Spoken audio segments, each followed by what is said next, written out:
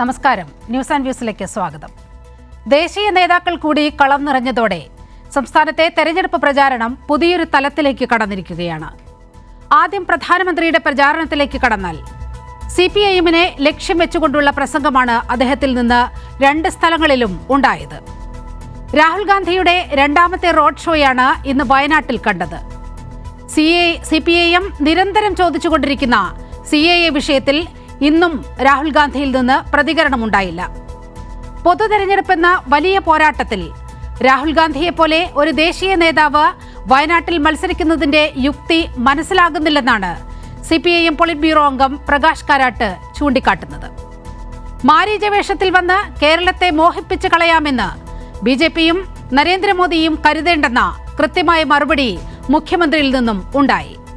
ഈ രാഷ്ട്രീയ പോരാട്ടത്തിൽ കേരളം ചർച്ച ചെയ്യേണ്ടതുണ്ട്. ഈ ചർച്ചയിൽ അതിഥികളായി പങ്കെടുക്കുന്നത് CPIM പ്രതിനിധി അഡ്വക്കേറ്റ് KS അരുൺകുമാർ, കോൺഗ്രസ് പ്രതിനിധി പ്രൊഫസർ റോണി K. ബേബി, BJP-യെ പ്രതിനിധീകരിച്ച് പ്രിന്റു മഹാദേവൻ, മുതിർന്ന മാധ്യമപ്രവർത്തകൻ M. ജയചന്ദ്രൻ. ആദ്യം തന്നെ മുതിർന്ന മാധ്യമപ്രവർത്തകൻ M. ജയചന്ദ്രനിലേക്കാണ് പോകുന്നത്. ശ്രീ N. ജയചന്ദ്രൻ, കഴിഞ്ഞ തെരഞ്ഞെടുപ്പുകളിലെല്ലാം നമ്മൾ കണ്ടതാണ്, കഴിഞ്ഞ നിയമസഭാ തെരഞ്ഞെടുപ്പിന് സമയത്ത് നമ്മൾ കണ്ടതാണ് ഈ സ്വർണ്ണക്കടത്തുമായി ബന്ധപ്പെട്ട് ഇവിടെ നരേന്ദ്രമോദി വരികയും ഇതുമായി ബന്ധപ്പെട്ട് വലിയ പ്രചാരണം സർക്കാരിനെതിരെയും മുഖ്യമന്ത്രിക്കെതിരെയും ഒക്കെ നടത്തുന്നത്. ഇന്ന് അത് ഒരു പടി കൂടി കടന്നുകൊണ്ട് സഹകരണ ബാങ്ക് വിഷയം, കരുവന്നൂർ ബാങ്ക് വിഷയം മുൻനിർത്തി, അതുപോലെ എക്സാലോജിക് വിഷയം മുൻനിർത്തിക്കൊണ്ട് വലിയ ആരോപണങ്ങൾ ചൊരിയുന്ന പ്രധാനമന്ത്രിയെയാണ് നമ്മൾ തൃശ്ശൂരിലും അതുപോലെ തിരുവനന്തപുരത്തും കണ്ടത്. എന്തുകൊണ്ടാണ് CPIM-നെ ഇങ്ങനെ മോദി ഒരു പിൻ പോയിന്റിൽ നിർത്തിക്കൊണ്ട്, അല്ലെങ്കിൽ ഒരു CPIM ഒരു കേന്ദ്ര ബിന്ദുവാക്കിക്കൊണ്ട് ഇത്തരത്തിൽ പ്രചാരണം പ്രധാനമന്ത്രി ഇവിടെ മുന്നോട്ട് വയ്ക്കാനുള്ള പ്രധാന കാരണം എന്താണ്?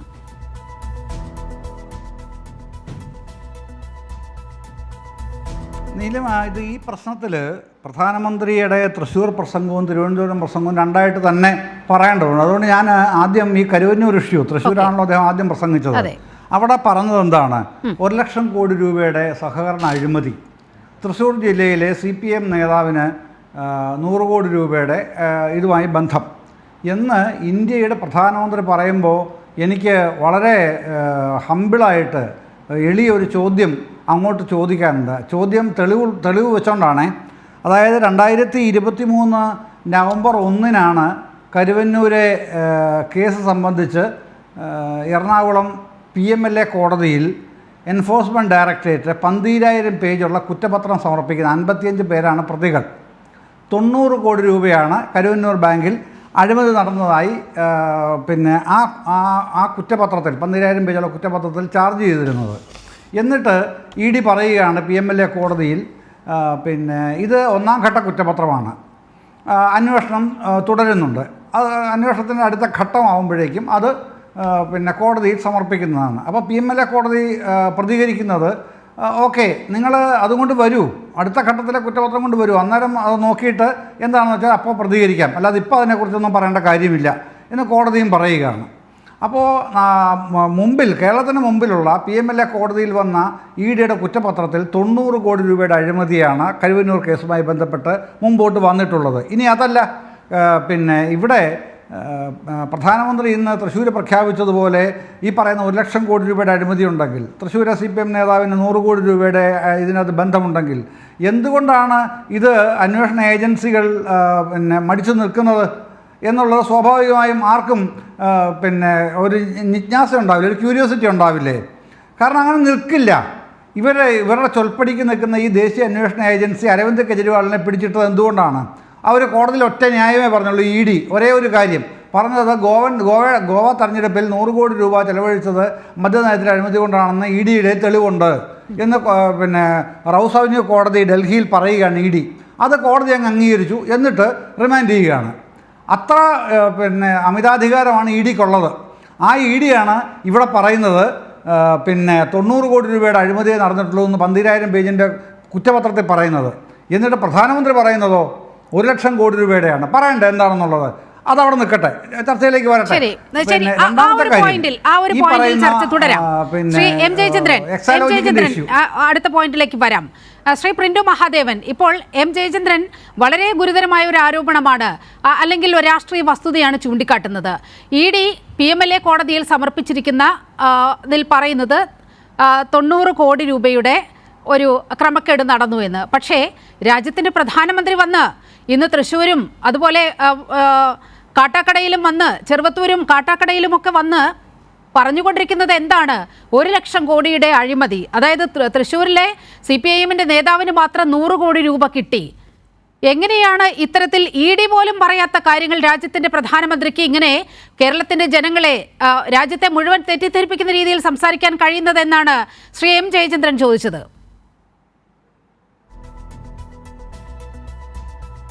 ഇന്ത്യയുടെ പ്രധാനമന്ത്രി കാട്ടാക്കടയിലും കുന്നംകുളത്തും നടത്തിയിട്ടുള്ള പ്രസംഗം, അദ്ദേഹത്തിൽ കുന്നംകുളം നടത്തിയ പ്രസംഗത്തെ കുറിച്ചാണ് ആദരണീയനായിട്ടുള്ള ജയചന്ദ്രൻ സാർ പറഞ്ഞത്. പക്ഷേ അദ്ദേഹം മനസ്സിലാക്കിയ, പ്രധാനമന്ത്രി പറഞ്ഞ കാര്യത്തിലെ ഒരു സംഖ്യയുമായി ബന്ധപ്പെട്ട് അദ്ദേഹം മനസ്സിലാക്കിയ ഒരു പ്രശ്നമുണ്ടെന്ന് മനസ്സിലാക്കുന്നു. ഒന്ന്, അദ്ദേഹം പറഞ്ഞത് ഈ രാജ്യത്ത് 1 ലക്ഷം കോടി രൂപയുടെ പണം ED കണ്ടെത്തിയിട്ടുണ്ട്. അതുമായി ബന്ധപ്പെട്ട് കരുവന്നൂർ ബാങ്കുമായി ബന്ധപ്പെട്ടുള്ള 90 കോടി രൂപ, ആ 90 കോടി രൂപയുമായി ബന്ധപ്പെട്ടാണ് ED പിടിച്ചെടുത്തിട്ടുള്ളത്. ആ പിടിച്ചെടുത്ത പണം കരുവന്നൂരിലെ ഈ പറയുന്ന CPM നേതാക്കൾ ഇടപെട്ടുകൊണ്ട് നടത്തിയിട്ടുള്ള വലിയ അഴിമതിക്ക് കാരണക്കാരായിക്കൊണ്ടുള്ള അതിലെ യഥാർത്ഥ പാവപ്പെട്ട അതിലെ ആളുകൾക്ക് അത് വീതിച്ചു നൽകുമെന്നാണ് അദ്ദേഹം പറഞ്ഞത്. അതിനപ്പുറത്ത് 1 ലക്ഷം കോടി രൂപയുടെ അഴിമതി CPM തൃശ്ശൂരിൽ നടത്തിയെന്ന് അദ്ദേഹം എവിടെയും പറഞ്ഞിട്ടില്ല. അദ്ദേഹം ഈ പ്രസംഗം കേട്ടതിലോ അല്ലെങ്കിൽ വസ്തുതാപരമായി ആരോ നൽകിയ ഒരു മിസ്റ്റേക്കിന് പുറത്താണ് അങ്ങനെ പറയുന്നത്. അതായത് ED ഈ രാജ്യത്ത് 10 വർഷം കൊണ്ട് 1 ലക്ഷം കോടി രൂപയുടെ പണം പിടിച്ചെടുത്തിട്ടുണ്ട്. 90 കോടി രൂപയുടെ പണമാണ്, സ്വത്താണ് കണ്ടുകെട്ടിട്ടുള്ളത്. അതിൽ പ്രധാനപ്പെട്ട CPM നേതാക്കളുടെ അടക്കം, മന്ത്രിയായിട്ട് AC മൊയ്തീൻ അടക്കമുള്ള പണമുണ്ട്. ആ 90 കോടി കരുവന്നൂരിലെ പാവപ്പെട്ട ബാങ്കിൽ നിക്ഷേപിച്ചിട്ടുള്ള, ആത്മഹത്യ ചെയ്യേണ്ട സാഹചര്യം ഉണ്ടായിട്ടുള്ള ആളുകൾക്ക് തിരിച്ചു കൊടുക്കുമെന്നാണ് മോഡി പറഞ്ഞത്. അതിനെ ആ ഒരു വസ്തുതയിൽ തന്നെ, അർത്ഥത്തിൽ തന്നെ കാണണം. അതിനർത്ഥം കരുവന്നൂർ നടന്നത് 100 കോടി ആയിക്കോട്ടെ, 200 കോടി ആയിക്കോട്ടെ, അതിനപ്പുറത്ത് കരുവന്നൂർ ബാങ്കിനകത്ത് കൃത്യമായിട്ടുള്ള അഴിമതി നടന്നിട്ടുണ്ട് എന്നുള്ള കാര്യം കൃത്യമായിട്ട് ഈ കേരളത്തിലെ ഓരോ ജനങ്ങൾക്കും അറിയാം. അതുമായി ബന്ധപ്പെട്ട് അതിന്റെ രക്തസാക്ഷികളായിട്ടുള്ള ആളുകൾക്ക് ആ പണം തിരിച്ചു കൊടുക്കും എന്നുള്ളത് ഒരു കൃത്യമായിട്ട് പ്രഖ്യാപനമാണ്. അത് സത്യത്തിൽ കരുവന്നൂരിലെ സാധാരണക്കാരനായ ജനങ്ങൾക്കുണ്ടാകുന്ന ആശ്വാസം. ഇതുപോലെ 11,000-ഓളം മെമ്പർമാരുള്ള കേരളത്തിലെ ഏറ്റവും പ്രധാനപ്പെട്ട ഒരു സഹകരണ ബാങ്കാണ്. അവിടെ നിക്ഷേപിച്ച ഓരോ രൂപയും നിക്ഷേപിച്ച ആളുകൾക്ക് വലിയ ആശങ്കയുണ്ടായിരുന്നു. ആ ആശങ്കയാണ് ഇന്ത്യയുടെ പ്രധാനമന്ത്രി സത്യത്തിൽ കുന്നംകുളത്ത് വന്ന് ആ ആശങ്ക വേണ്ട, ED പിടിച്ചെടുത്ത പണവും നിങ്ങൾക്ക് കിട്ടും, അഴിമതിക്കാരുടെ ഒരു കാര്യം ചോദിക്കട്ടെ, കരുവന്നൂർ കേസുമായി ബന്ധപ്പെട്ട് എത്ര നാളായി നിങ്ങൾ അന്വേഷണം നടത്തിയിട്ട്? ഇത്തരത്തിൽ 90 കോടി രൂപയുടെ സ്വത്തൊക്കെ നിങ്ങൾ ED കണ്ടെടുത്തിട്ടുണ്ട്, അത്തരത്തിൽ സമാഹരിച്ചിട്ടുണ്ട് എങ്കിൽ എത്രയോ നേരത്തെ തന്നെ അവിടെ ഇത്തരത്തിൽ കബളിപ്പിക്കപ്പെട്ട ആളുകളെ സഹായിക്കാമായിരുന്നു. ഈ ഒരു തെരഞ്ഞെടുപ്പിന് വേണ്ടി കാത്തു നിൽക്കണമായിരുന്നോ എന്ന ചോദ്യം കൂടി ഉയരുന്നുണ്ട്. അങ്ങനെയല്ല, ഈ കേസുമായി ബന്ധപ്പെട്ട് ബോധപൂർവമായിട്ടുള്ള വീഴ്ച വരുത്തുന്നു. ED അന്വേഷണത്തിൽ എത്ര തവണയാണ് MM വർഗീസിന് നോട്ടീസ് അടിച്ചത്? അദ്ദേഹം കഴിഞ്ഞ ഡിസംബർ മാസത്തിൽ അദ്ദേഹം ഹാജരായത്. ബിജുവിന് എത്ര തവണ അയച്ചു? കഴിഞ്ഞ ദിവസമാണ് ബിജു, ആദരണീയായിട്ടുള്ള ആലത്തൂരിന് മുൻ MP ബിജുവിനെ ചോദ്യം ചെയ്തത്. ബിജു സംബന്ധിച്ച് 5 ലക്ഷം രൂപ മേടിച്ചത്. അപ്പൊ സ്വാഭാവികമായിട്ട് ഓരോ അന്വേഷണത്തിന് വൈകിക്കുന്നത് സ്വാഭാവികമായിട്ട് CPM-ന്റെ അജണ്ടയാണ്. ഇപ്പോ നമ്മുടെ തോമസ് ഐസക് ആയിക്കോട്ടെ, ബിജു ആയിക്കോട്ടെ, MM വർഗീസ് ആയിക്കോട്ടെ, ED-യുടെ അന്വേഷണത്തിൽ CPIM ബോധപൂർവം ഈ കേസ് വൈകിപ്പിക്കുന്നു എന്നാണ് ആരോപണം. അഡ്വക്കേറ്റ് കെ എസ് അരുൺകുമാർ, ഇന്ന് പ്രധാനമന്ത്രി ഇവിടെ തെരഞ്ഞെടുപ്പ് പര്യടനത്തിന് എത്തിക്കൊണ്ട് തൃശ്ശൂരിൽ പ്രസംഗിച്ച പ്രധാന കാര്യം എന്ന് പറയുന്നത് കരുവന്നൂർ കേസുമായി ബന്ധപ്പെട്ടുള്ളതാണ്. അതായത് CPIM എന്ന പാർട്ടിയെ, ഒരു സഹകരണ ബാങ്കിലെ ക്രമക്കേട് മുൻനിർത്തി CPIM എന്ന പാർട്ടിയെ, LDF-നെ, കേരളത്തിലെ ജനങ്ങളെ ഒന്നാകെ ഇതാണ് കേരളം എന്ന് വരുത്തി തീർക്കാനുള്ള ബോധപൂർവമായ ഒരു ശ്രമം പ്രധാനമന്ത്രിയുടെ ഭാഗത്തു നിന്ന് ഉണ്ടാകുകയാണ്. എങ്ങനെയാണ് CPIM ഇതിനെ കാണുന്നത്?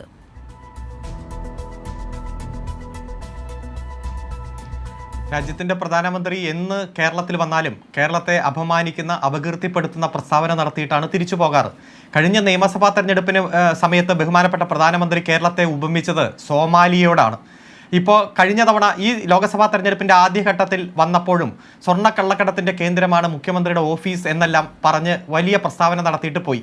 അപ്പോൾ EDയും കസ്റ്റംസും NIAയും CBIയും എല്ലാം കേന്ദ്ര ഇൻവെസ്റ്റിഗേഷൻ ഏജൻസിയാണല്ലോ. അതിനെ നിയന്ത്രിക്കുന്ന ആളാണല്ലോ പ്രധാനമന്ത്രി.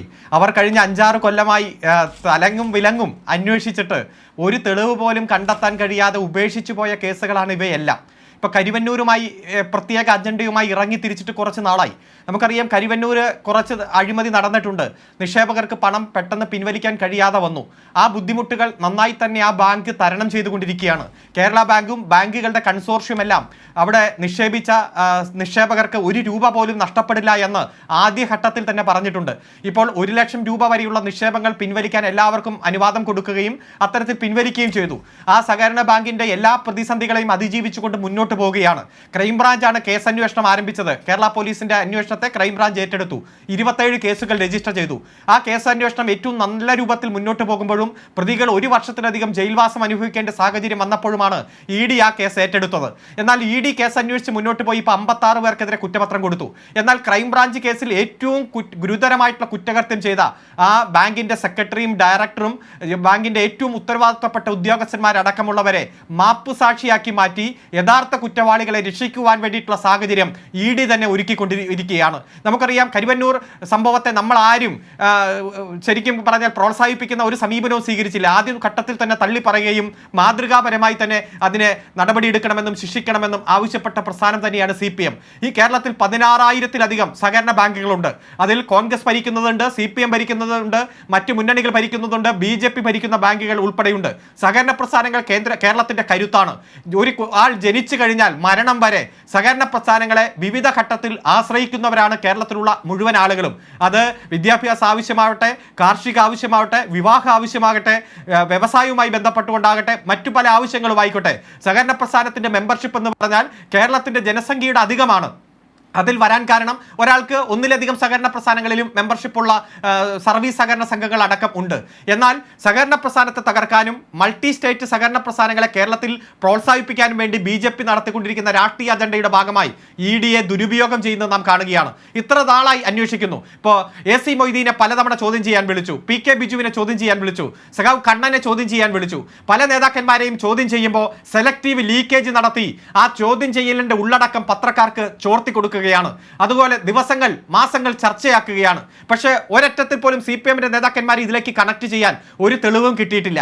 ഇപ്പോൾ മാപ്പ് സാക്ഷികളെ ഉണ്ടാക്കി യഥാർത്ഥ കുറ്റവാളികൾക്ക് മാപ്പ് നൽകി അവരെ സാക്ഷികളാക്കി മാറ്റി അവരിൽ നിന്ന് കള്ളമൊഴികൾ ഉണ്ടാക്കി എങ്ങനെയെങ്കിലും CPMനെ കണക്ട് ചെയ്യാൻ പറ്റുമോ എന്നതാണ് പ്രധാനമന്ത്രി അടക്കം ശ്രമിച്ചുകൊണ്ടിരിക്കുന്നത്. ഒരു കാര്യം കൃത്യമായി പറയാം, ഈ കേരളത്തെ തകർക്കാനും കേരളത്തെ അപകീർത്തിപ്പെടുത്താനും എപ്പോഴെല്ലാം BJP നേതാക്കന്മാരും പ്രധാനമന്ത്രിയും അമിത്ഷായും ശ്രമിച്ചിട്ടുണ്ടോ അന്നെല്ലാം കനത്ത തിരിച്ചടി കൊടുത്ത പാരമ്പര്യമാണ് കേരളത്തിനുള്ളത്. കേരളത്തെ സോമാലിയോട് ഉപമിച്ചപ്പോഴാണ് ആകെയുള്ള നേമം സീറ്റ് നഷ്ടപ്പെട്ട് വട്ടപൂജ്യമായി BJP മാറിയത്. കർണാടകത്തിൽ വന്ന് അമിത്ഷാ പ്രസംഗിച്ചു, തൊട്ടടുത്ത് കേരളമാണ് സൂക്ഷിക്കണമെന്ന് പറഞ്ഞു. ആ കർണാടകം തന്നെ BJPക്ക് നഷ്ടപ്പെടുന്ന സാഹചര്യത്തിലേക്ക് പോയിട്ടുണ്ട്. ഈ കേരളത്തിലെ സഹകരണ പ്രസ്ഥാനത്തെ തകർക്കുവാനും ലോകത്തിനു മാതൃകയായി കേരളം ഉയർത്തിപ്പിടിച്ചിരിക്കുന്ന ആഗോളവൽക്കരണ നയങ്ങൾക്ക് ബദൽ സൃഷ്ടിക്കുന്ന മാതൃകയെ തകർത്ത് എങ്ങനെയെങ്കിലും കേരളത്തിൽ അക്കൗണ്ട് തുറക്കുക എന്നതാണ് BJPയുടെ ലക്ഷ്യം. പ്രധാനമന്ത്രി തന്നെ പറഞ്ഞല്ലോ 2 അക്കം കടക്കും ഈ കേരളത്തിൽ. അങ്ങനെ 2 അക്കം കടക്കുന്നത് കൂടി കണക്ക് കൂട്ടിയിട്ടാണ് 350 സീറ്റ് മുതൽ 400 സീറ്റ് വരെ ഇന്ത്യയിൽ കിട്ടും എന്ന് അവർ വലിയ ഗീർവാണം വിട്ടത്. എന്നാൽ അവരുടെ തന്നെ ആഭ്യന്തര സർവേയിൽ കണ്ടെത്തിയിരിക്കുന്നു, കഴിഞ്ഞ തവണ BJP ജയിച്ച 165 സീറ്റുകൾ അവർക്ക് നഷ്ടപ്പെടുമെന്ന് അവർ തന്നെ കണ്ടെത്തിയിരിക്കുകയാണ്. ഗുരുതരമായിട്ടുള്ള സാഹചര്യത്തിലേക്ക് ചരിത്രത്തിലെ ഏറ്റവും വലിയ തിരിച്ചടി മുന്നിൽ കണ്ടുകൊണ്ട് BJP മുന്നോട്ട് പോകുമ്പോൾ കേരളത്തിൽ വന്ന് ഇത്തരത്തിലുള്ള നുണപ്രചരണം നടത്തുവാനും കേരളത്തിലെ വോട്ടർമാരെ തെറ്റിദ്ധരിപ്പിക്കാനുള്ള പലതരത്തിലുള്ള നമ്പറുകളുമായി ഇവർ വരും എന്നത് നാം കണ്ടുകൊണ്ടിരിക്കുകയാണ്. എന്നാലും കേരളത്തിലെ ജനങ്ങൾ പ്രബുദ്ധരാണ്. BJPക്ക് കേരളത്തിന്റെ മണ്ണിൽ സ്ഥാനമില്ല എന്ന് വീണ്ടും തെളിയിക്കുന്ന തെരഞ്ഞെടുപ്പായി ഈ തെരഞ്ഞെടുപ്പ് മാറും. കരിവന്നൂരുമായി ബന്ധപ്പെട്ടുകൊണ്ട് മാസങ്ങളായി വർഷങ്ങളായി ഇൻവെസ്റ്റിഗേഷൻ നടത്തുന്നവർ ആ കേസിൽ കുറ്റപത്രം സമർപ്പിച്ചിട്ട് അതിൽ കണ്ടെത്താത്ത കാര്യങ്ങൾ പ്രധാനമന്ത്രിക്ക് എഴുതി കൊടുത്ത് പ്രധാനമന്ത്രിയെ കൊണ്ട് പ്രസംഗിപ്പിച്ചുകൊണ്ടിരിക്കുകയാണ്. CPM തന്നെ പറഞ്ഞിട്ടുണ്ട്, കേരള ബാങ്ക് പറഞ്ഞിട്ടുണ്ട്, ബാങ്കുകളുടെ കൺസോർഷ്യം പറഞ്ഞിട്ടുണ്ട്, ആ ബാങ്കിൽ പണം നിക്ഷേപിച്ച ഒരാൾക്ക് പോലും നയാ പൈസ നഷ്ടപ്പെടില്ല എന്ന്. പിന്നെ എന്ത് ED പണം തിരിച്ചു കൊടുക്കുമെന്ന്? ഇന്ത്യയിൽ കള്ളപ്പണമായി ED കണ്ടെത്തിയ പണത്തിൽ 1% പോലും കള്ളപ്പണമാണെന്ന് തെളിയിക്കാൻ കഴിയാത്ത ഇൻവെസ്റ്റിഗേഷൻ ഏജൻസിയാണ് ED. ഇപ്പോൾ നമുക്കറിയാം ഇലക്ട്രൽ ബോണ്ടുമായി ബന്ധപ്പെട്ടുകൊണ്ടും ഇലക്ട്രൽ ബോണ്ട് സമ്പാദിക്കാൻ വരെ ED ഉപയോഗിച്ചുകൊണ്ടിരിക്കുകയാണ്. 95% പ്രതിപക്ഷ നേതാക്കന്മാർക്കെതിരെ മാത്രം കേസ് രജിസ്റ്റർ ചെയ്യുന്ന ഏജൻസിയായി ED മാറിയിരിക്കുകയാണ്. EDയുടെ ചരിത്രത്തിൽ 5417 കേസുകൾ രജിസ്റ്റർ ചെയ്തതിൽ വെറും 23 കേസുകൾ മാത്രമാണ് ശിക്ഷിപ്പിക്കാൻ കഴിഞ്ഞത്. ഇത്ര വിശ്വാസയോഗ്യമല്ലാത്ത ഒരു ഇൻവെസ്റ്റിഗേഷൻ ഏജൻസിയെ കാണിച്ച് വിരട്ടാൻ വന്നാൽ ആ വിരട്ടലിലും വിലപേശലിലും വീണുപോകുന്ന പ്രസ്ഥാനമല്ല കേരളത്തിലെ ഇടതുപക്ഷ പ്രസ്ഥാനമെന്ന് തെളിയിക്കുന്ന തെരഞ്ഞെടുപ്പായി ഈ തെരഞ്ഞെടുപ്പ് മാറും. അതുകൊണ്ട് പ്രധാനമന്ത്രി ഇനിയും വരും, നുണപ്രചരണം നടത്തും. അങ്ങനെ നുണപ്രചരണത്തിൽ ഒളിച്ചു പോകുന്നവരല്ല കേരളത്തിലെ വോട്ടർമാർ. പ്രബുദ്ധയുള്ള ജനതയാണ്, ശക്തമായി പ്രതികരിക്കും. വലിയ വിജയം കേരളത്തിൽ ഇടതുപക്ഷത്തിന് അനുകൂലമായി വരും എന്ന് തന്നെയാണ് ഈ സാഹചര്യങ്ങളെല്ലാം തെളിയിക്കുന്നത്. യെസ്, കോൺഗ്രസിന്റെ പ്രതിനിധി പ്രൊഫസർ റോണി കെ ബേബിയിലേക്കാണ്. പ്രൊഫസർ റോണി കെ ബേബി, നരേന്ദ്രമോദി ഇവിടെ എത്തിയ ഒരു സാഹചര്യം നമുക്കറിയാം. 6700 കോടി രൂപയുടെ ഇലക്ട്രൽ ബോണ്ട് മുഖം നഷ്ടപ്പെട്ടതിന് ശേഷമാണ് ഇത്തരത്തിൽ വലിയ വിവാദങ്ങൾ, പ്രതിപക്ഷത്തിനെതിരെ വലിയ വിവാദങ്ങൾ ഉയർത്തിക്കൊണ്ടുവരികയും പ്രതിപക്ഷ വേട്ട BJP സർക്കാർ ആരംഭിക്കുകയും ചെയ്ത ഒരു നടപടി. കെജ്രിവാളിന്റെ വിഷയത്തിലൊക്കെ അതാണ് നമ്മൾ കണ്ടുകൊണ്ടിരിക്കുന്നത്. ഇവിടെയും അതുപോലെ തന്നെ വലിയൊരു ലക്ഷ്യവുമായി പ്രധാനമന്ത്രി വരികയാണ്. ഇവിടുത്തെ ലക്ഷ്യം CPIM ആണ്, മുഖ്യമന്ത്രിയാണ്. സ്വാഭാവികമായും നിങ്ങൾ ഈ വിഷയങ്ങളിലെല്ലാം BJP എന്ത് പറയുന്നോ അതിന് ഒത്താശ പാടുന്നൊരു സമീപനമാണ് കുറേ കാലങ്ങളായി. സ്വർണ്ണ കടത്തുമായി ബന്ധപ്പെട്ട വിഷയത്തിലടക്കം BJP എന്ത് പറയുന്നോ അതിനൊരു മറുവാക്ക് പോലും ഉരിയാടാതെ അത് പൂർണ്ണമായും പിന്തുണയ്ക്കുന്നൊരു സമീപനമാണ് നിങ്ങളുടെ ഭാഗത്തു നിന്നും ഉണ്ടായിക്കൊണ്ടിരിക്കുന്നത്. മാത്രമല്ല, രാഹുൽ ഗാന്ധി അങ്ങേയറ്റം ആക്ഷേപിക്കുന്ന തരത്തിലൊക്കെ പ്രധാനമന്ത്രിയുടെ ഭാഗത്തു നിന്നും പരാമർശങ്ങൾ ഉണ്ടാകുക കൂടി ചെയ്ത ഒരു രാഷ്ട്രീയ സാഹചര്യം നമ്മുടെ മുന്നിലുണ്ട്. ഇന്ന് പ്രധാനമന്ത്രി നടത്തിയ പ്രസംഗത്തിലെ നമ്മൾ ഒരു ഭാഗം മാത്രമാണ് ഇപ്പോൾ ഇവിടെ നമ്മൾ സംസാരിച്ചുകൊണ്ടിരിക്കുന്നത്. കരുവന്നൂര് അഴിമതിയുമായി ബന്ധപ്പെട്ട പ്രധാനമന്ത്രി നടത്തിയ ആരോപണങ്ങൾ. അതുപോലെ തന്നെ ഇന്ന് പ്രധാനമന്ത്രി ഉയർത്തിയ മറ്റു രണ്ട് പ്രധാനപ്പെട്ട ആരോപണം എന്ന് പറയുന്നത് കേരളം വയലൻസിന്റെ, അക്രമങ്ങളുടെ, രാഷ്ട്രീയ അക്രമങ്ങളുടെ ഒരു നാടായി കേരളം മാറുന്നു. അതുപോലെ തന്നെ കേരളത്തിലെ കലാലയങ്ങൾ, ക്യാമ്പസുകൾ സാമൂഹ്യ വിരുദ്ധ പ്രവർത്തനങ്ങൾ കേന്ദ്രമായി മാറുന്നു. ഇതെല്ലാം കൂടിയാണ് ഇന്ന് പ്രധാനമന്ത്രി സംസാരിച്ചത്. അപ്പോൾ ഇതിന്റെ അകത്ത് EDയുമായി ബന്ധപ്പെട്ട് ഇവിടെയാണ് ഈ നമ്മൾ ഇത്രയും നേരം സംസാരിച്ചത് കരുവന്നൂർ ബാങ്കിലെ വിഷയവുമായി ബന്ധപ്പെട്ട് ധീരജിന്റെ സംഭവമൊക്കെ മറന്നുപോയിക്കൊണ്ടാണോ താങ്കൾ സംസാരിക്കുന്നത്? ധീരജിനെ ഒരു ക്യാമ്പസിലിട്ട് കുത്തിക്കൊന്നതൊക്കെ മറന്നുപോയിട്ടാണോ താങ്കൾ സംസാരിക്കുന്നത്? ഇക്കാര്യം ഇവിടെ അക്രമത്തിന്റെ കാര്യമൊക്കെ പറഞ്ഞതുകൊണ്ടാണ്. സിദ്ധാർത്ഥിന്റെ മരണവുമായി ബന്ധപ്പെട്ടാണ് പ്രധാനമന്ത്രിയുടെ ഭാഗത്തു നിന്നും അത്തരത്തിൽ പരാമർശങ്ങൾ ഉണ്ടായത്. പക്ഷേ അതൊക്കെ കോട്ട് ചെയ്യുമ്പോൾ നിങ്ങൾ ഓർക്കണം നിങ്ങളുടെ ഭാഗത്തു നിന്നും ഉണ്ടായത് എന്താണെന്ന്. നീലിമ, ഞാൻ എന്നെ ഒന്ന് കംപ്ലീറ്റ് ചെയ്യും. ഞാൻ അത് പറഞ്ഞത് ഈ പ്രധാനമന്ത്രിയുടെ പ്രസംഗത്തിൽ ഒരു ഭാഗം മാത്രമാണ് നമ്മൾ ഇപ്പോൾ ഇവിടെ ഡിസ്കസ് ചെയ്യുന്നത്. മറ്റു രണ്ട് ഭാഗങ്ങളോട് ചർച്ച ചെയ്യണമെന്നാണ് ഞാൻ പറഞ്ഞത്. ഈ കേരളത്തിലെ ഒരു പൊളിറ്റിക്കൽ വയലൻസിന്റെ നാടായും അതുപോലെ ക്യാമ്പസുകളെ മുഴുവൻ സാമൂഹ്യ വിരുദ്ധ പ്രവർത്തനങ്ങൾ കരുവന്നൂർ ബാങ്ക് വിഷയത്തിൽ വളരെ കൃത്യമായി തന്നെ കോൺഗ്രസിന്റെ നിലപാടാണ്. ഇതിന്റെ അകത്ത് ഒന്നും സംഭവിക്കാൻ പോകുമെന്ന് ഞങ്ങൾ പ്രതീക്ഷിക്കുന്നില്ല. കാരണം ഇവിടെ അരവിന്ദ് കേജ്രിവാളിനെ പിടിച്ച് അറസ്റ്റ് ചെയ്ത് ജയിലിലിട്ടതുപോലെയോ ഹേമന്ത് സോറനെ പിടിച്ച് അറസ്റ്റ് ചെയ്ത് ജയിലിലിട്ടതുപോലെയോ കേരളത്തിൽ ഒരു കമ്മ്യൂണിസ്റ്റ് നേതാവിനെ പോലും ED തൊടാൻ പോലും പോകുന്നില്ല എന്നുള്ളത് ഞങ്ങൾക്ക് വളരെ വ്യക്തമായിട്ട്. കാരണം ഇവിടെ ഒരു അന്തർധാര വളരെ വ്യക്തമാണ്. അതുകൊണ്ട് ഞങ്ങൾ ഈ പ്രതിജ്ഞ പ്രധാനമന്ത്രി, ആ പ്രധാനമന്ത്രി സ്ഥാനത്തിന് അവമാനം. അതൊക്കെ എത്ര തവണ കേരളത്തിൽ വന്ന് പറയുന്നു. ഏത് ഓഫീസ് കേന്ദ്രീകരിച്ചാണ് ഈ അഴിമതി നടക്കുന്നത് മുഴുവൻ അറിയാമെന്ന് പറയുമ്പോൾ പ്രധാനമന്ത്രി എന്താണ് അതിന് പകരം ഒരു നടപടിയിലേക്ക് പോകാത്തത്? കൃത്യമായി തന്നെ കാരണം കരുവന്നൂരൊക്കെ പുകമറ സൃഷ്ടിച്ചുകൊണ്ടിരിക്കുക.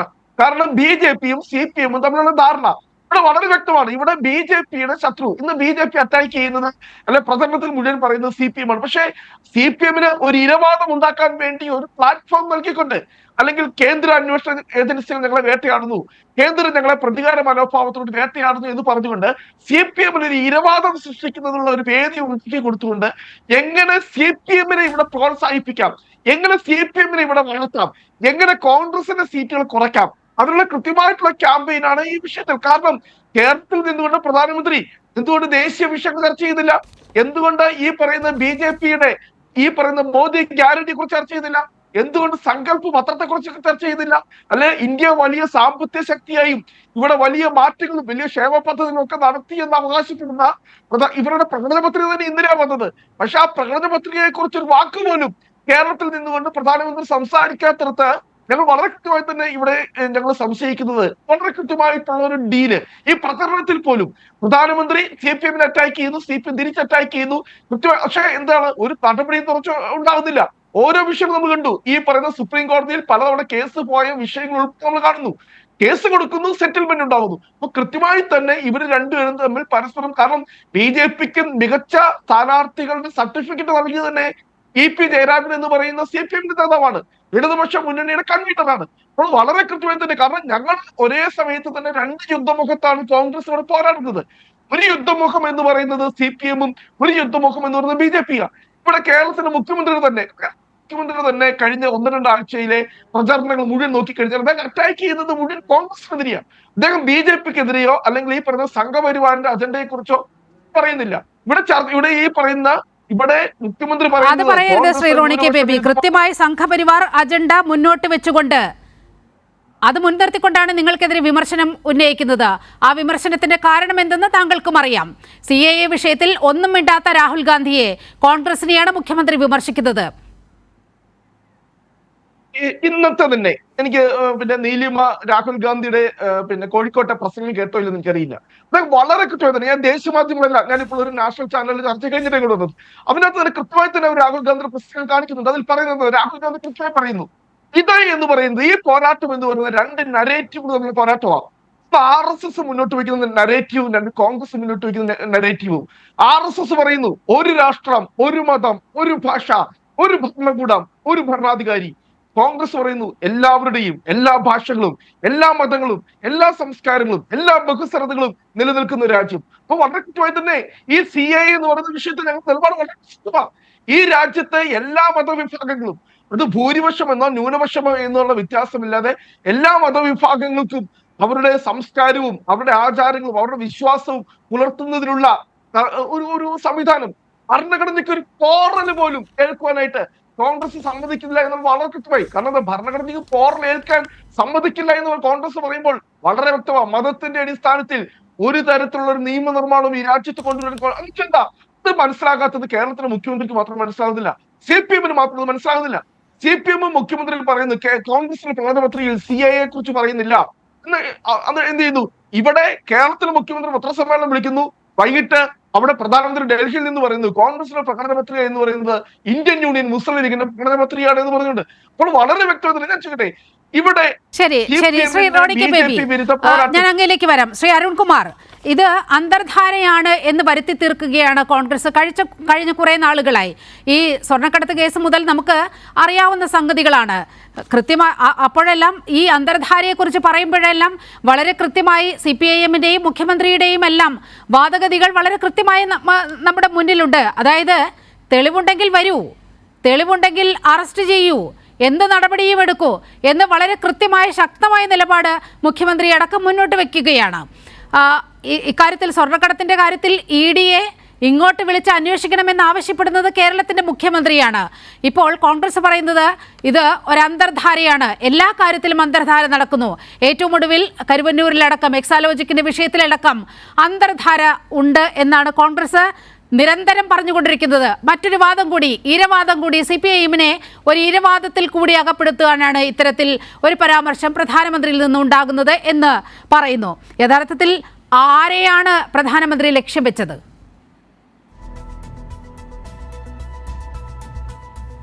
നമുക്കറിയാം CPM-നെ എങ്ങനെയാണ് RSS-ഉം BJP-യും കുറച്ച് നാളുകളായി വേട്ടയാടിക്കൊണ്ടിരിക്കുന്നത് നമുക്ക് കാണാൻ കഴിയും. സഖാവ് പിണറായി വിജയന്റെ തലയ്ക്ക് 2 കോടി രൂപ ഇനാം പ്രഖ്യാപിച്ചത് നമ്മുടെ മുന്നിലുണ്ട്. അടുത്ത കാലത്താണ്. ഒരു കോൺഗ്രസ് നേതാവിന്റെ തലയ്ക്ക് പോലും ഒരു കട്ടൻ ചായയുടെ വില പോലും ഒരു RSS നേതാവും പറഞ്ഞിട്ടില്ല. നാഗപ്പൂരിൽ മോഹൻ ഭഗവത് കഴിഞ്ഞ വിജയദശമി നാളിൽ നടത്തിയ പ്രസംഗം അവസാനിപ്പിച്ചത് തന്നെ ഇന്ത്യയിൽ കമ്മ്യൂണിസ്റ്റ് പാർട്ടിയുടെ പ്രവർത്തനം അവസാനിപ്പിച്ചാൽ മാത്രമേ തങ്ങൾ വിഭാവനം ചെയ്യുന്ന ഹിന്ദുത്വ ഫാസിസ്റ്റ് അജണ്ടയോട് കൂടിയിട്ടുള്ള രാജ്യം പുലരുകയുള്ളൂ എന്ന് പറഞ്ഞിട്ടാണ് അവസാനിപ്പിച്ചത്. ഈ രാജ്യത്ത് തെരഞ്ഞെടുപ്പ് കൈകാര്യം ചെയ്യുന്ന ഗൗരവമായിട്ടുള്ള വിഷയങ്ങളിലെല്ലാം ഒരു ഭാഗത്ത് CPM ഉണ്ട്. കാശ്മീരിനെ കീറി മുറിച്ചപ്പോഴും അതുപോലെ നിയമ പോരാട്ടവുമായി ആദ്യം രംഗത്ത് വന്നത് CPM-ആണ്. ബിൽക്കീസ് ബാനുവുമായി ബന്ധപ്പെട്ടുകൊണ്ടുള്ള കേസിൽ പ്രതിയെ രക്ഷിക്കാൻ ശ്രമിച്ചപ്പോൾ നിയമ പോരാട്ടം നടത്തി അവരെ അകത്തേക്കിട്ടത് CPM-ആണ്. അതുപോലെ ഇലക്ട്രൽ ബോണ്ടിന്റെ സാഹചര്യം വന്നപ്പോഴും 1 രൂപ പോലും ഞങ്ങൾക്ക് വേണ്ട എന്ന് പറഞ്ഞ് നിയമ പോരാട്ടം നടത്തി ഇലക്ട്രൽ ബോണ്ട് റദ്ദ് ചെയ്യിപ്പിച്ചത്, നിയമവിരുദ്ധമായി ഭരണഘടനാ വിരുദ്ധമായി പ്രഖ്യാപിച്ചത് CPM-ആണ്. അതുപോലെ ഗവർണർമാരെ ഉപയോഗിച്ചുകൊണ്ട് രാഷ്ട്രീയം കളിച്ച് BJP ഇതര സംസ്ഥാനങ്ങളെ തകർക്കാൻ ശ്രമം നടത്തിയപ്പോൾ ശക്തമായിട്ടുള്ള നിയമ പോരാട്ടം പോരാട്ടം നടത്തിയത് ഇടതുപക്ഷ ഗവൺമെന്റ് ആണ്. അതുപോലെ സാമ്പത്തിക ഫെഡറലിസം തകർക്കുന്ന നയത്തിനെതിരെ അതിശക്തമായിട്ടുള്ള നിയമ പോരാട്ടം സുപ്രീം കോടതിയിൽ നടത്തിയത് ഇടതുപക്ഷമാണ്. അപ്പോൾ നമ്മളെ തകർക്കാൻ, CPM-നെ തകർക്കാൻ, CPM നേതൃത്വം കൊടുക്കുന്ന ഗവൺമെന്റിനെ തകർക്കാൻ അതിശക്തമായിട്ടുള്ള നയമാണ് കോൺഗ്രസിന്റെ നേതൃത്വത്തിലും BJP-യുടെ നേതൃത്വത്തിലും രാജ്യത്ത് നടന്നുകൊണ്ടിരിക്കുന്നത്. BJP അതിശക്തമായി CPM-നെ ഇല്ലാതാക്കാൻ നോക്കുമ്പോൾ, ഇടതുപക്ഷത്തെ ഇല്ലാതാക്കാൻ നോക്കുമ്പോൾ അതേ നിലപാട് തന്നെയായി കോൺഗ്രസ് രംഗത്തിറങ്ങിയാണ്. യോജിച്ച് ശക്തമായി ശബ്ദമുയർത്തേണ്ട വിഷയങ്ങൾ ഉയർന്നു വരുമ്പോൾ വാളയാർ ചെക്ക് പോസ്റ്റിന് അപ്പുറത്തേക്ക് ഒരു നയം, ഇപ്പുറത്തേക്ക് ഒരു നയം. ഇവിടെ പറഞ്ഞല്ലോ CIA-യുമായി ബന്ധപ്പെട്ടുകൊണ്ട് എന്താ മല്ലികാർജുൻ ഖാർഗെ പറഞ്ഞത്? പൗരത്വ ഭേദഗതി നിയമം നിങ്ങളുടെ ഗവൺമെന്റ് വന്നാൽ റദ്ദാക്കുമോ എന്ന് പത്രക്കാർ ചോദിച്ചപ്പോൾ ഞാൻ രാത്രി പോയി കിടന്നുറങ്ങി ആലോചിച്ചിട്ട് വന്ന് നാളെ പറയാമെന്ന് പറഞ്ഞു പോയി. എത്ര ദിവസമായി മല്ലികാർജുൻ ഖാർഗെ ഉറക്കം ഉണർന്നില്ലേ ഇത്ര ദിവസമായിട്ട്? 8-ാം പേജിൽ, പ്രകടന പത്രികയുടെ 8-ാം പേജിൽ CIA കുറിച്ച് പറഞ്ഞിട്ടുണ്ട് എന്ന് പറഞ്ഞത് പ്രതിപക്ഷ നേതാവ് ആണ്. എത്ര ദിവസം നമ്മൾ വായിച്ചു നോക്കി? 8-ാം പേജും 10-ാം പേജും മുഴുവൻ വായിച്ചു നോക്കിയല്ലോ. കോൺഗ്രസിന്റെ പ്രകടന പത്രികയിൽ CIA എന്നൊരു വാക്കില്ല, പൗരത്വ ഭേദഗതി നിയമം എന്നൊരു വാക്കില്ല. ഭരണഘടനാ വിരുദ്ധമായ നിയമങ്ങളെ ഞങ്ങൾ റദ്ദാക്കുമെന്ന് പറയുമ്പോൾ പൗരത്വ ഭേദഗതി നിയമം ഈ രാജ്യത്ത് നടപ്പാക്കില്ല എന്ന് ആർജവത്തോടെ പറയാൻ നിങ്ങൾക്ക് എന്താണ് ബുദ്ധിമുട്ട്? എന്താണ് രാഹുൽ ഗാന്ധി മത്സരിക്കുന്ന മണ്ഡലത്തിൽ പോലും ഒരു കൊടി പിടിക്കാൻ നിങ്ങൾക്ക് കഴിയാത്തത്? കോൺഗ്രസിന് 140 വർഷത്തെ പാരമ്പര്യമുണ്ട്. സ്വാതന്ത്ര്യ സമരത്തിൽ ഉയർത്തിപ്പിടിച്ച കൊടിയാണ്. ആ കൊടി പോലും വേണ്ടെന്ന് വയ്ക്കുകയാണ്. BJP കുനിയാൻ പറയുമ്പോൾ ഇഴയാൻ കാണിക്കുന്ന, ഇഴഞ്ഞു നീങ്ങുന്ന കോൺഗ്രസിനെയാണ് നാം കാണുന്നത്. അതുകൊണ്ട് തന്നെ സഖാവ് പിണറായി വിജയൻ BJP-യെയും കോൺഗ്രസിനെയും ഒരേപോലെ എതിർത്തുകൊണ്ട് രാഷ്ട്രീയ വൈകല്യങ്ങൾ ചൂണ്ടിക്കാണിക്കുന്നു, ജനവിരുദ്ധ നയങ്ങൾ ചൂണ്ടിക്കാണിക്കുന്നു. ആ ജനവിരുദ്ധ നയങ്ങളോട് സന്ധി ചേരുന്ന കോൺഗ്രസിന്റെ പിന്തിരിപ്പൻ നിലപാടുകളെ ചൂണ്ടിക്കാണിക്കുന്നു. അതുകൊണ്ട് നിങ്ങൾ എത്ര നുണ പറഞ്ഞാലും ആക്ഷേപിച്ചാലും ഓരോ പാർലമെന്റ് നിയോജക മണ്ഡലത്തിലും നിരവധി പൊതുയോഗങ്ങളിൽ CPM-ന്റെ നേതാക്കന്മാർ, മുഖ്യമന്ത്രിയും CPM-ന്റെ സംസ്ഥാന സെക്രട്ടറിമാരും അഖിലേന്ത്യാ നേതാക്കന്മാരുമെല്ലാം അതിശക്തമായി BJP-യുടെ ഭരണവൈകല്യങ്ങൾ, കഴിഞ്ഞ 10 വർഷത്തെ ഭരണവൈകല്യങ്ങൾ ചൂണ്ടിക്കാണിക്കുന്നു. അതിനോട് കോൺഗ്രസ് നടത്തുന്ന സന്ധി വെച്ചുകൊണ്ടുള്ള പ്രവർത്തനം ചൂണ്ടിക്കാണിക്കുന്നു, കോൺഗ്രസിന്റെ നിലപാടില്ലായ്മ ചൂണ്ടിക്കാണിക്കുന്നു. അങ്ങനെ തന്നെയാണ് പോകുന്നത്. പിന്നെ ഞങ്ങൾക്കെതിരെ എന്തെങ്കിലും തെളിവുണ്ടെങ്കിൽ ആ സമയത്ത് തന്നെ BJP ഞങ്ങളെ പിടിച്ചങ്ങ് അകത്തിടുമെന്ന് ഞങ്ങൾക്കറിയാം. ഇപ്പോൾ സ്വർണ്ണക്കള്ളക്കടത്ത് വന്നപ്പോൾ കേന്ദ്ര ഇൻവെസ്റ്റിഗേഷൻ ഏജൻസിയെ കത്തയച്ച് വിളിപ്പിച്ചത് സഖാവ് പിണറായി വിജയൻ തന്നെയാണ്. മടിയിൽ കനമുള്ളവന് വഴിയിൽ പേടിച്ചാൽ മതി എന്ന് അന്തസ്സോടെ പറഞ്ഞു. 4 ഇൻവെസ്റ്റിഗേഷൻ ഏജൻസി തിരിഞ്ഞും മറിഞ്ഞും അന്വേഷിച്ചു, കുറ്റപത്രം സമർപ്പിച്ചു. ഒരു കുറ്റപത്രത്തിലും ഗവൺമെന്റുമായി ബന്ധപ്പെട്ടുകൊണ്ടോ മന്ത്രിമാരെ ഒന്നും കണക്ട് ചെയ്യാൻ കഴിഞ്ഞില്ല. ദൃശ്യമാധ്യമങ്ങൾ, UDF-ഉം വലതുപക്ഷവും എത്ര മാസങ്ങൾ ചർച്ച ചെയ്തു? 2020 പഞ്ചായത്ത് തെരഞ്ഞെടുപ്പ് ഒക്ടോബർ, നവംബർ, ഡിസംബർ ചർച്ച ചെയ്തു. 2021 നിയമസഭാ തെരഞ്ഞെടുപ്പിൽ എല്ലാ മാസവും ചർച്ച ചെയ്തു. ഇപ്പതേ അറസ്റ്റ് ചെയ്യും, മുഖ്യമന്ത്രിയെ അറസ്റ്റ് ചെയ്യും. എത്ര ദിവസമായി തുടങ്ങിയിട്ട്? അതിനുശേഷം ഓരോ വിഷയങ്ങൾ എടുത്തു നോക്കുക. ലാവ്ലിൻ കേസ് ആദ്യം, സ്വർണ്ണക്കള്ളക്കടത്ത്, ബിരിയാണി കടത്ത്, അതുപോലെ ഈന്തപ്പഴത്തിന്റെ കുരുവിന്റെ രൂപത്തിൽ സ്വർണ്ണക്കടത്ത്, ഖുറാന്റെ ഉള്ളിൽ വെച്ച് സ്വർണ്ണക്കടത്ത്, അതുപോലെ കരിവണ്ണൂർ ബാങ്ക്, FSIO അന്വേഷണം, ഇന്ത്യൻ സെറ്റിൽമെന്റ് ബോർഡിന്റെ അന്വേഷണം, ED, കസ്റ്റംസ്, ആദായ നികുതി വകുപ്പ്, അങ്ങനെ എത്രയോ ഇപ്പൊ അവസാനം തൃശൂർ പാർട്ടി ജില്ലാ കമ്മിറ്റിയുടെ അക്കൗണ്ട് മരവിപ്പിക്കുന്നത് വരെ എത്തി നിൽക്കുന്നു. ഈ ഇൻവെസ്റ്റിഗേഷൻ എല്ലാം നടന്നല്ലോ. ഏതെങ്കിലും ഒരു തെളിവ് കണ്ടെത്താൻ കഴിഞ്ഞോ? ആ തെളിവ് കണ്ടെത്താൻ കഴിഞ്ഞില്ലെന്ന് മാത്രമല്ല, കുറ്റപത്രം സമർപ്പിക്കുമ്പോൾ നാണം കെട്ടി ഇൻവെസ്റ്റിഗേഷൻ ഏജൻസിക്ക് പിന്തുടർച്ചു പോകേണ്ടി വന്നു. കോൺഗ്രസ് എന്താ പറയുന്നത്? അഡ്ജസ്റ്റ്മെന്റ് എന്ന്. തെളിവിന്റെ ഒരു കണിക കിട്ടിയാൽ CPM-നെ ഇല്ലാതാക്കാൻ BJP നടത്തുന്ന ശ്രമം എല്ലാവർക്കും അറിയാം. അത് തന്നെയാണ് മോഹൻ ബഗാൻ പ്രസംഗിച്ചത്. അവർ ഏറ്റവും ഭയപ്പെടുന്നത് CPM-നെയാണ്. കാരണം ഇലക്ട്രൽ ബോണ്ട് 1 രൂപ പോലും വാങ്ങിക്കാതെ നിയമ പോരാട്ടം നടത്തി ഈ രാജ്യത്ത് ഇലക്ട്രൽ ബോണ്ട് സുപ്രീം കോടതിയെ കൊണ്ട് നിരോധിച്ച പ്രസ്ഥാനം. 10,000 കോടി രൂപയാണ് BJP-ക്ക് കിട്ടിയത്, 2,000 കോടി രൂപയാണ് കോൺഗ്രസിന് കിട്ടിയത്. DLF-ന് 175 കോടി രൂപ കൊടുത്തിട്ടാണ് യഥാർത്ഥ മരുമോൻ റോബർട്ട് വധേരയെ രക്ഷിച്ചെടുത്തെന്ന് നമുക്ക് കാണാൻ കഴിയും. അപ്പോൾ കോൺഗ്രസും BJP-യും എല്ലാം ഇലക്ട്രൽ ബോണ്ടുമായി ബന്ധപ്പെട്ടുകൊണ്ട് കൊടിയ അഴിമതി നടത്തിയപ്പോൾ ആ അഴിമതി പുറത്തു കൊണ്ടുവന്ന് ഈ തെരഞ്ഞെടുപ്പ് സമയത്ത് ഏറ്റവും ശക്തമായിട്ട് ചർച്ചയാക്കി മാറ്റിയ പ്രസ്ഥാനം CPM-ആണ്. അതുകൊണ്ട് CPM-നെ തകർക്കാൻ നിരന്തരമായിട്ടുള്ള നുണപ്രചരണം BJP നടത്തും, കോൺഗ്രസും നടത്തും, അപവാദ പ്രചരണം നടത്തും, സെറ്റിൽമെന്റ് ആണെന്ന് പറയും. എത്ര നുണപ്രചരണം നടത്തിയാലും കേരളം പ്രബുദ്ധമായിട്ടുള്ള ജനതയുടെ നാടാണ്. ഗൗരവത്തോടെ തന്നെ ഇത് നോക്കിക്കാണും. ചരിത്രത്തിൽ ആദ്യമായി ഭരണ തുടർച്ച നൽകിയ നാടാണ്. ചരിത്രത്തിൽ ആദ്യമായി ഇടതുപക്ഷത്തെ കൈപിടിച്ചുയർത്തിയ നാടാണ്. ഈ അപവാദ പ്രചരണവും നുണപ്രചരണവും എല്ലാം നടക്കുമ്പോഴും സത്യം മനസ്സിലാക്കി പ്രതികരിക്കുന്ന ജനതയാണ് കേരളത്തിലുള്ളത്. അതുകൊണ്ട് ചരിത്രത്തിലെ ഏറ്റവും വലിയ മുന്നേറ്റത്തിലേക്ക് ഇടതുപക്ഷ ജനാധിപത്യ മുന്നണി പോകും. നുണപ്രചരണങ്ങളെ അർഹിക്കുന്ന അവജ്ഞയോടുകൂടി കേരളം പുച്ഛിച്ചു തള്ളും. കോൺഗ്രസ് ഇങ്ങനെ പറഞ്ഞുകൊണ്ടേയിരിക്കുക. ഒരു പ്രസ്ഥാനത്തിന്റെ കൊടി എന്ന് പറഞ്ഞാൽ അതിന്റെ ചങ്കാണ്. ആ പ്രസ്ഥാനത്തിന്റെ കൊടി പോലും പിടിക്കാൻ കഴിയാതെ BJP-ക്ക് മുന്നിൽ സറണ്ടർ ചെയ്യുന്ന പ്രസ്ഥാനമായി കോൺഗ്രസ് മാറുമ്പോൾ ഇന്നത്തെ കോൺഗ്രസ് നാളത്തെ BJP BJP ആണെന്ന് തിരിച്ചറിയപ്പെടുന്ന ഇന്ത്യയിലെ ജനത കോൺഗ്രസിനെതിരെ യോജിക്കാതെ കോൺഗ്രസിനെതിരെ പ്രതികരിക്കുന്ന ഒരു സാഹചര്യം നമ്മൾ കാണുകയാണ്. അതുകൊണ്ട് നിങ്ങൾ CPM-നെ ആക്രമിച്ചോ, എത്ര ആക്രമിച്ചാലും കേരളത്തിലെ ജനത, രാജ്യത്തെ ജനത അത് തിരിച്ചറിയും. പാർലമെന്റിനകത്തും പുറത്തും അതിശക്തമായിട്ടുള്ള പോരാട്ടം നടത്തണമെങ്കിൽ ഇന്ത്യയുടെ പാർലമെന്റിൽ ഇടതുപക്ഷത്തിന്റെ ശക്തി വൻ ശക്തിയായി വർദ്ധിപ്പിക്കണം എന്ന ബോധ്യത്തിലേക്ക് ജനങ്ങൾ വന്നുകൊണ്ടിരിക്കുകയാണ്. യെസ്, കോൺഗ്രസിനും BJP-ക്കുള്ള മറുപടിയാണ്. അന്തർധാര രാഷ്ട്രീയം മുന്നോട്ട് വയ്ക്കുന്ന കോൺഗ്രസിനുള്ള കൃത്യമായ മറുപടിയാണ് അഡ്വക്കേറ്റ് KS അരുൺകുമാറിൽ നിന്നുണ്ടായത്. ശ്രീ പ്രിന്റു മഹാദേവ്, താങ്കൾ ഈ ഇവിടുത്തെ സഹകരണ കൊള്ളയെക്കുറിച്ചൊക്കെ വാദോരാതെ നേരത്തെ സംസാരിച്ചു.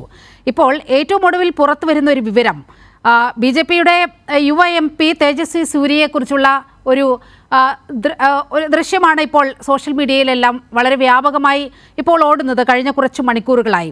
അതായത് അവിടെ നടന്ന വലിയ 100 കണക്കിന് കോടി രൂപയുടെ സഹകരണ കൊള്ള, അതുമായി ബന്ധപ്പെട്ട് തേജസ്വി സൂര്യയെ ആളുകൾ കണ്ടം വഴി ഓടിക്കുന്ന ദൃശ്യമാണ് സമൂഹ മാധ്യമങ്ങളിൽ പ്രചരിച്ചുകൊണ്ടിരിക്കുന്നത്. ആ ദൃശ്യം നൽകാൻ ഞാൻ ശ്രമിക്കുന്നുണ്ട്.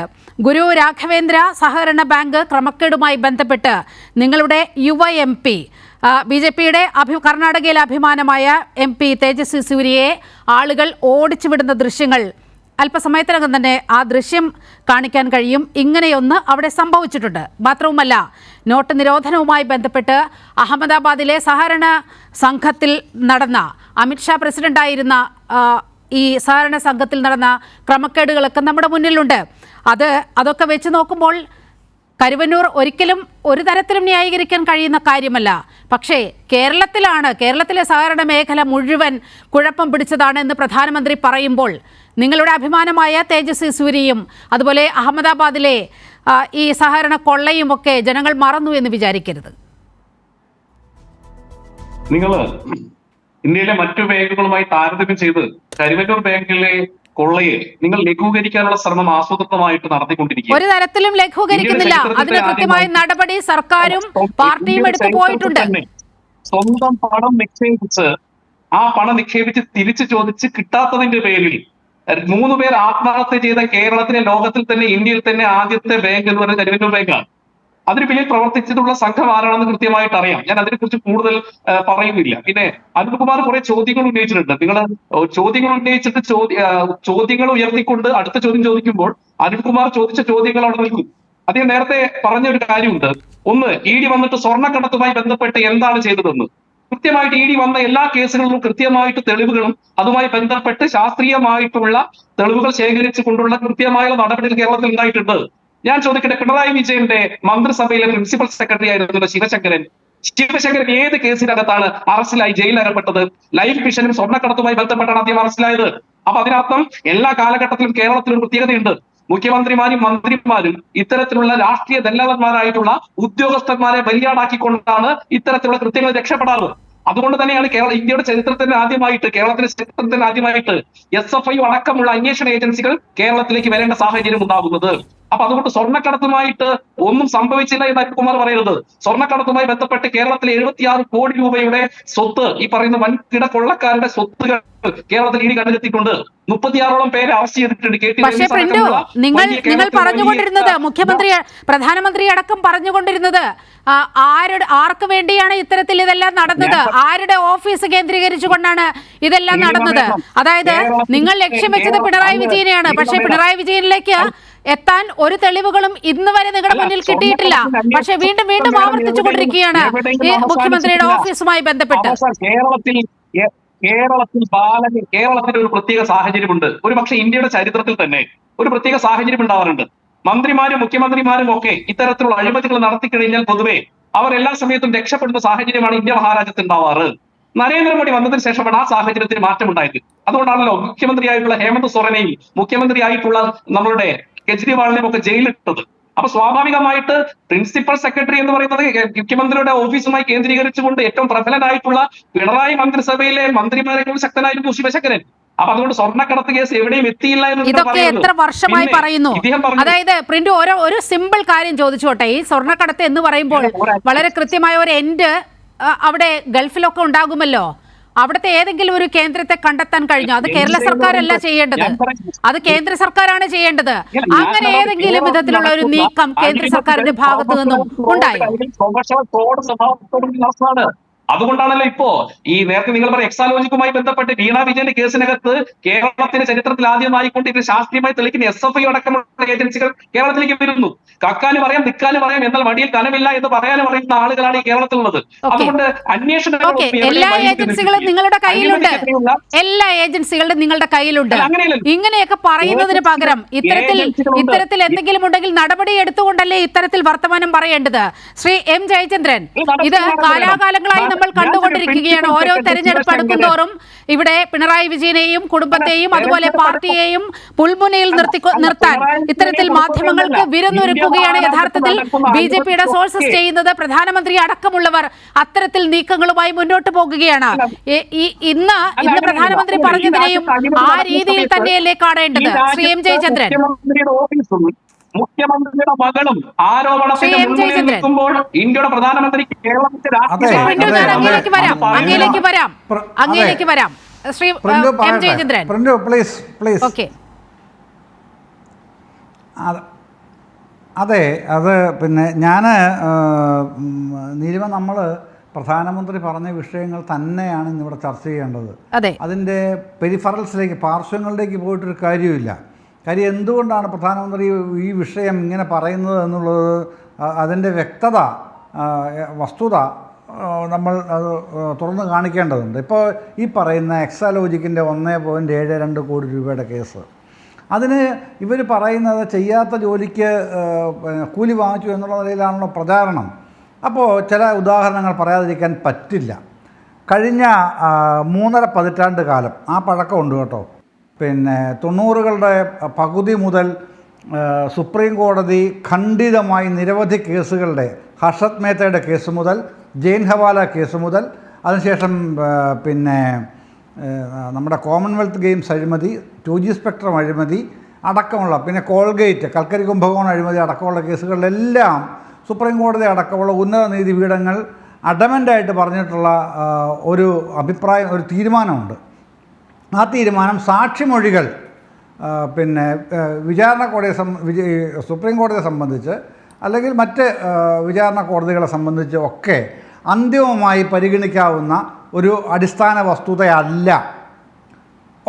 Point number 1.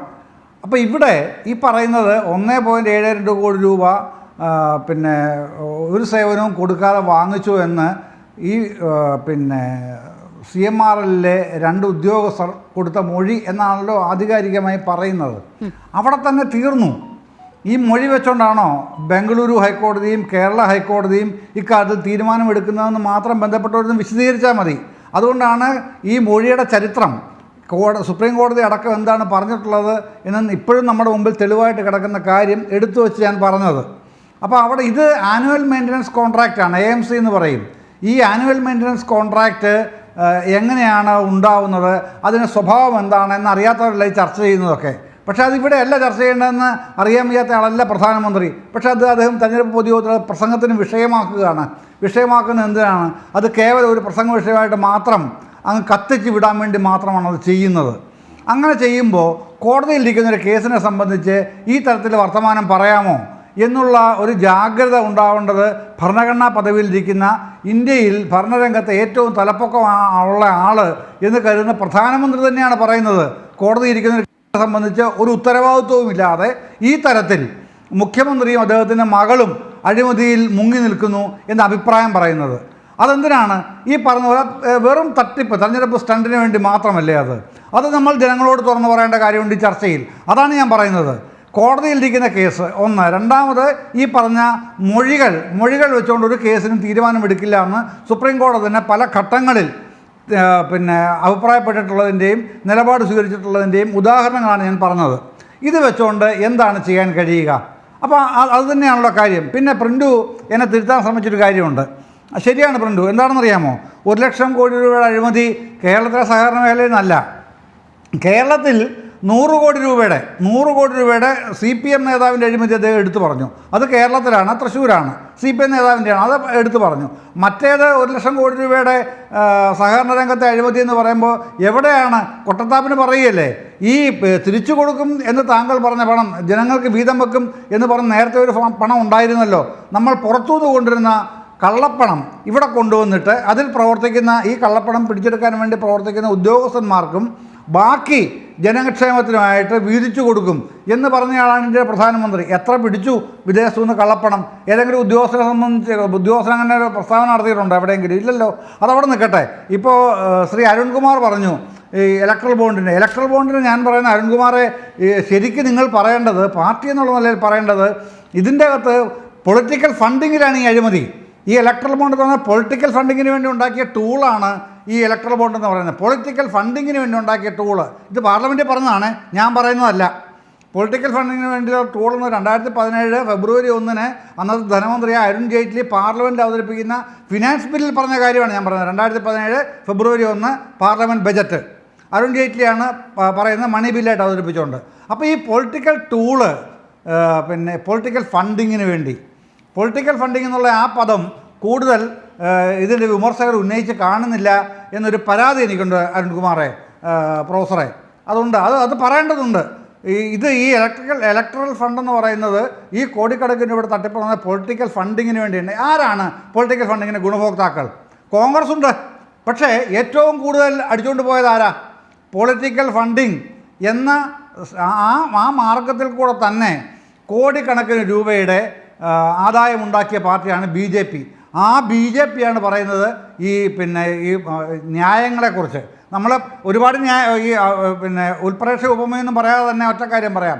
ഈ പൊളിറ്റിക്കൽ ഫണ്ടിങ്ങാണ് രാജ്യവിരുദ്ധം, ഭരണഘടനാ വിരുദ്ധം എന്ന് 2024 ഫെബ്രുവരി 15 ഇന്ത്യയുടെ പരമോന്നത കോടതിയെ സുപ്രീം കോടതി പറഞ്ഞത്. ഏതാ? പൊളിറ്റിക്കൽ ഫണ്ടിങ് ആ ടൂളായിട്ട് കൊണ്ടുവന്ന ഇലക്ട്രൽ ബോണ്ട് എന്ന പദ്ധതി രാജ്യവിരുദ്ധമാണ്, ഭരണഘടനാ വിരുദ്ധമാണ്. ഇതിനേക്കാളും വല്ലതും പറയാനുണ്ടോ? പ്രധാനമന്ത്രിക്ക് മുഖം കുനിക്കാതെ ഇതിനെക്കുറിച്ച് അഭിപ്രായം പറയാൻ പറ്റുമോ? എന്നിട്ട് അദ്ദേഹം ഇന്ന് വൈകുന്നേരം ഒരു ഇൻ്റർവ്യൂ പ്രധാനമന്ത്രി പ്രക്ഷേപണം ചെയ്തല്ലോ ഹിന്ദിയിൽ. അതിൽ അദ്ദേഹം പറയുകയാണ്, ഈ പൊളിറ്റിക്കൽ ഫണ്ടിങ് പറയുന്നില്ല, ഇലക്ട്രൽ ബോണ്ട് സുപ്രീം കോടതി നിരോധിച്ചത് ശരിയായില്ല, അതുകൊണ്ട് അതിനൊരു റിവിഷൻ കൊടുക്കാൻ പോവുകയാണ്. എവിടെ? സുപ്രീം കോടതിയിൽ തന്നെ. റിവിഷൻ കൊടുക്കാൻ കഴിയില്ലല്ലോ സുപ്രീം കോടതിയിൽ. റിവ്യൂ പെറ്റീഷൻ കൊടുക്കാൻ പോവുകയാണ് സുപ്രീം കോടതിയിൽ. ഇന്ത്യൻ പ്രധാനമന്ത്രി പറയുകയാണ് ഏതിനെക്കുറിച്ച്? രാജ്യ താല്പര്യത്തിന് വിരുദ്ധം, ഇന്ത്യൻ ഭരണഘടനയ്ക്ക് വിരുദ്ധം എന്ന് സുപ്രീം കോടതി വിധിച്ച പൊളിറ്റിക്കൽ ഫണ്ടിങ്ങിന് വേണ്ടിയുള്ള ഈ കുതന്ത്രപരമായ ടൂൾ ഇലക്ട്രൽ ബോണ്ടിനെ പറ്റി സുപ്രീം കോടതി വിധിച്ചതിനെപ്പറ്റി ഇന്ത്യൻ പ്രധാനമന്ത്രി ഇന്ന് നടന്ന ഇൻ്റർവ്യൂവിൽ, രാജ്യത്ത് എല്ലാ ചാനലുകളും പ്രക്ഷേപണം ചെയ്തല്ലോ, ഏതാണ്ട് എല്ലാവരും, അതിൽ പറയുകയാണ്. ഇതിനേക്കാളും വലുതായിട്ട് എന്താണ് നുണ പറയാനിരിക്കുന്നത്? അപ്പോൾ ഇതിങ്ങനെ കേരളത്തിൽ വന്ന് പറയുമ്പോൾ വേറൊരു കാര്യം കൂടെ പറഞ്ഞോട്ടെ. ഞാൻ കഴിഞ്ഞ മണിക്കൂറിൽ മറ്റൊരു ചാനലിലായിരുന്നു ഇതുമായി ബന്ധപ്പെട്ട ചർച്ചയ്ക്ക് തന്നെ പോയിരുന്നത്. അപ്പോൾ അവിടെ ഒരു സുഹൃത്ത് ചോദിക്കുകയാണ്, മാധ്യമപ്രവർത്തനം തന്നെ സുഹൃത്താണ്, അദ്ദേഹം ചോദിക്കുകയാണ്, രാഹുൽ ഗാന്ധി എന്തുകൊണ്ട്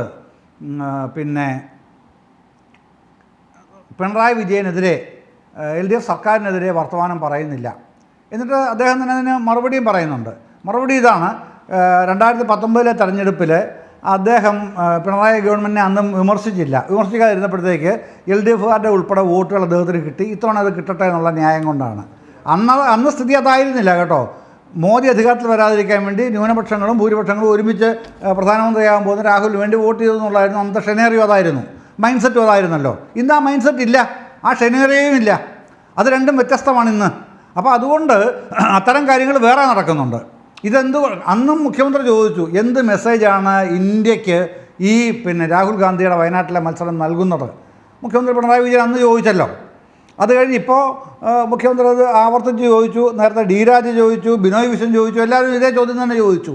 എന്ത് മെസ്സേജാണ് ഇന്ത്യ മുന്നണിയിൽ പുറത്ത് ഇന്ത്യ മുന്നണിയിൽ നിൽക്കുന്ന രണ്ട് കക്ഷികൾ പരസ്പരം മത്സരിക്കുന്നത്? അത് ചോദിക്കണ്ടേ? അതിന് മറുപടി ഉണ്ടോ? കോൺഗ്രസിന് മറുപടിയില്ല.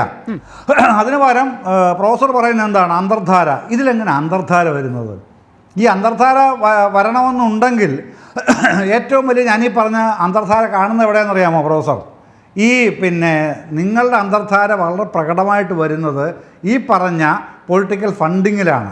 പൊളിറ്റിക്കൽ ഫണ്ടിങ്ങിൽ നിങ്ങൾ അതിൻ്റെ പണം പറ്റിയിട്ടുള്ളവരാണ് കോൺഗ്രസ്. ആ പൊളിറ്റിക്കൽ ഫണ്ടിങ്ങിൻ്റെ പണം പറ്റി, ഇലക്ട്രൽ ബോണ്ട് നിങ്ങൾ പറ്റി. അത് പറ്റാതിരുന്നെങ്കിൽ, അത് നിങ്ങൾ കൈപ്പറ്റിയിരുന്നില്ലെങ്കിൽ, അതിനെ തള്ളിപ്പറയാനെങ്കിലും തയ്യാറായിരുന്നെങ്കിൽ അതല്ല എന്ന് പറയാമായിരുന്നു. അപ്പോൾ ബാക്കിയുള്ള ന്യായങ്ങളൊന്നും ജനങ്ങളുടെ മുമ്പിൽ ഏശില്ല. കാരണം പ്രൊഫസർ റോണി കെ ബേബി, ഞാൻ അങ്കേലേക്ക് വരാം. ശ്രീ എം ജയചന്ദ്രൻ, ഞാൻ അങ്കേലേക്ക് വരാം. പ്രൊഫസർ റോണി കെ ബേബി, ഇന്ന് രാജ്യം മുഴുവൻ ചർച്ച ചെയ്യുന്ന ഒരു വിഷയമാണ് ഈ ഇലക്ട്രൽ ബോണ്ടുമായി ബന്ധപ്പെട്ട് BJP നടത്തിയ വലിയ അഴിമതിയുടെ, വലിയ തട്ടിപ്പിന്റെ കഥകൾ എന്ന് പറയുന്നത്. നിങ്ങളും വളരെ കൃത്യമായി അക്കാര്യത്തിൽ പങ്കുപറ്റുന്ന ഒരു സമീപനമുണ്ടായി. 1500 കോടി രൂപ ഇലക്ട്രൽ ബോണ്ടായി സമാഹരിച്ച പാർട്ടിയാണ് നിങ്ങൾ. അതുകൊണ്ട് തന്നെ ഇലക്ട്രൽ ബോണ്ടിനെ വിമർശിക്കാൻ നിങ്ങൾക്ക് ധാർമ്മികമായ ബുദ്ധിമുട്ടുണ്ടാകും. പക്ഷേ കേന്ദ്ര സർക്കാരിനെ, മോദിയെ വിമർശിക്കുന്നതിന് നിങ്ങൾക്ക് എന്താണ് തടസ്സം യഥാർത്ഥത്തിൽ? ഇന്നും മോദി രാഹുൽ ഗാന്ധിയെ പരിഹസിക്കുന്ന ഒരു സ്ഥിതി ഉണ്ടായല്ലോ. എന്തുകൊണ്ടാണ് നിങ്ങളുടെ കുടുംബ മണ്ഡലമായ അമേഠിയിൽ മത്സരിക്കാത്തത്? യഥാർത്ഥത്തിൽ രാഹുലിൻ്റെ പേടിയാണ് യഥാർത്ഥത്തിൽ ഈ ഒരു ചർച്ചയുടെ ഭാഗമായി നമ്മൾ പരിഗണിക്കേണ്ട ഒരു വിഷയവും. അവിടെ നോക്കൂ, മുസ്ലിം ലീഗിൻ്റെ കൊടി ഇന്ന് രണ്ടാമത്തെ റോഡ് ഷോയാണ് നടന്നത്. സ്വന്തം കൊടി മാറ്റിവെച്ച് മുസ്ലിം ലീഗിൻ്റെ കൊടി പുറത്തെടുക്കാൻ അനുവദിക്കാതെ ചിഹ്നം മാത്രം വെച്ച് ഇന്ന് റോഡ് ഷോ നടത്തി ജനങ്ങളെ അഭിമുഖീകരിക്കുകയാണ്. യഥാർത്ഥത്തിൽ ഇങ്ങനെയാണ് ഒരു ദേശീയ നേതാവ് പെരുമാറേണ്ടത്? നീലിമ, എനിക്ക് ഇവിടെ 2-3 കാര്യങ്ങൾക്ക് മറുപടി പറയേണ്ടതുണ്ട്.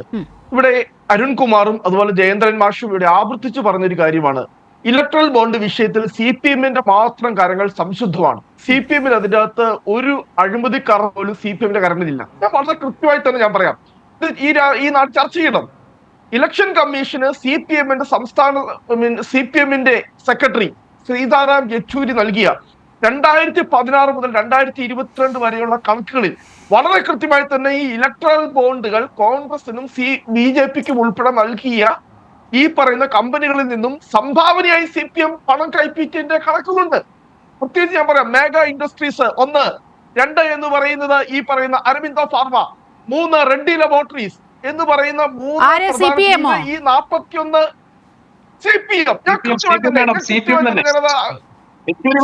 സംഭാവനയായി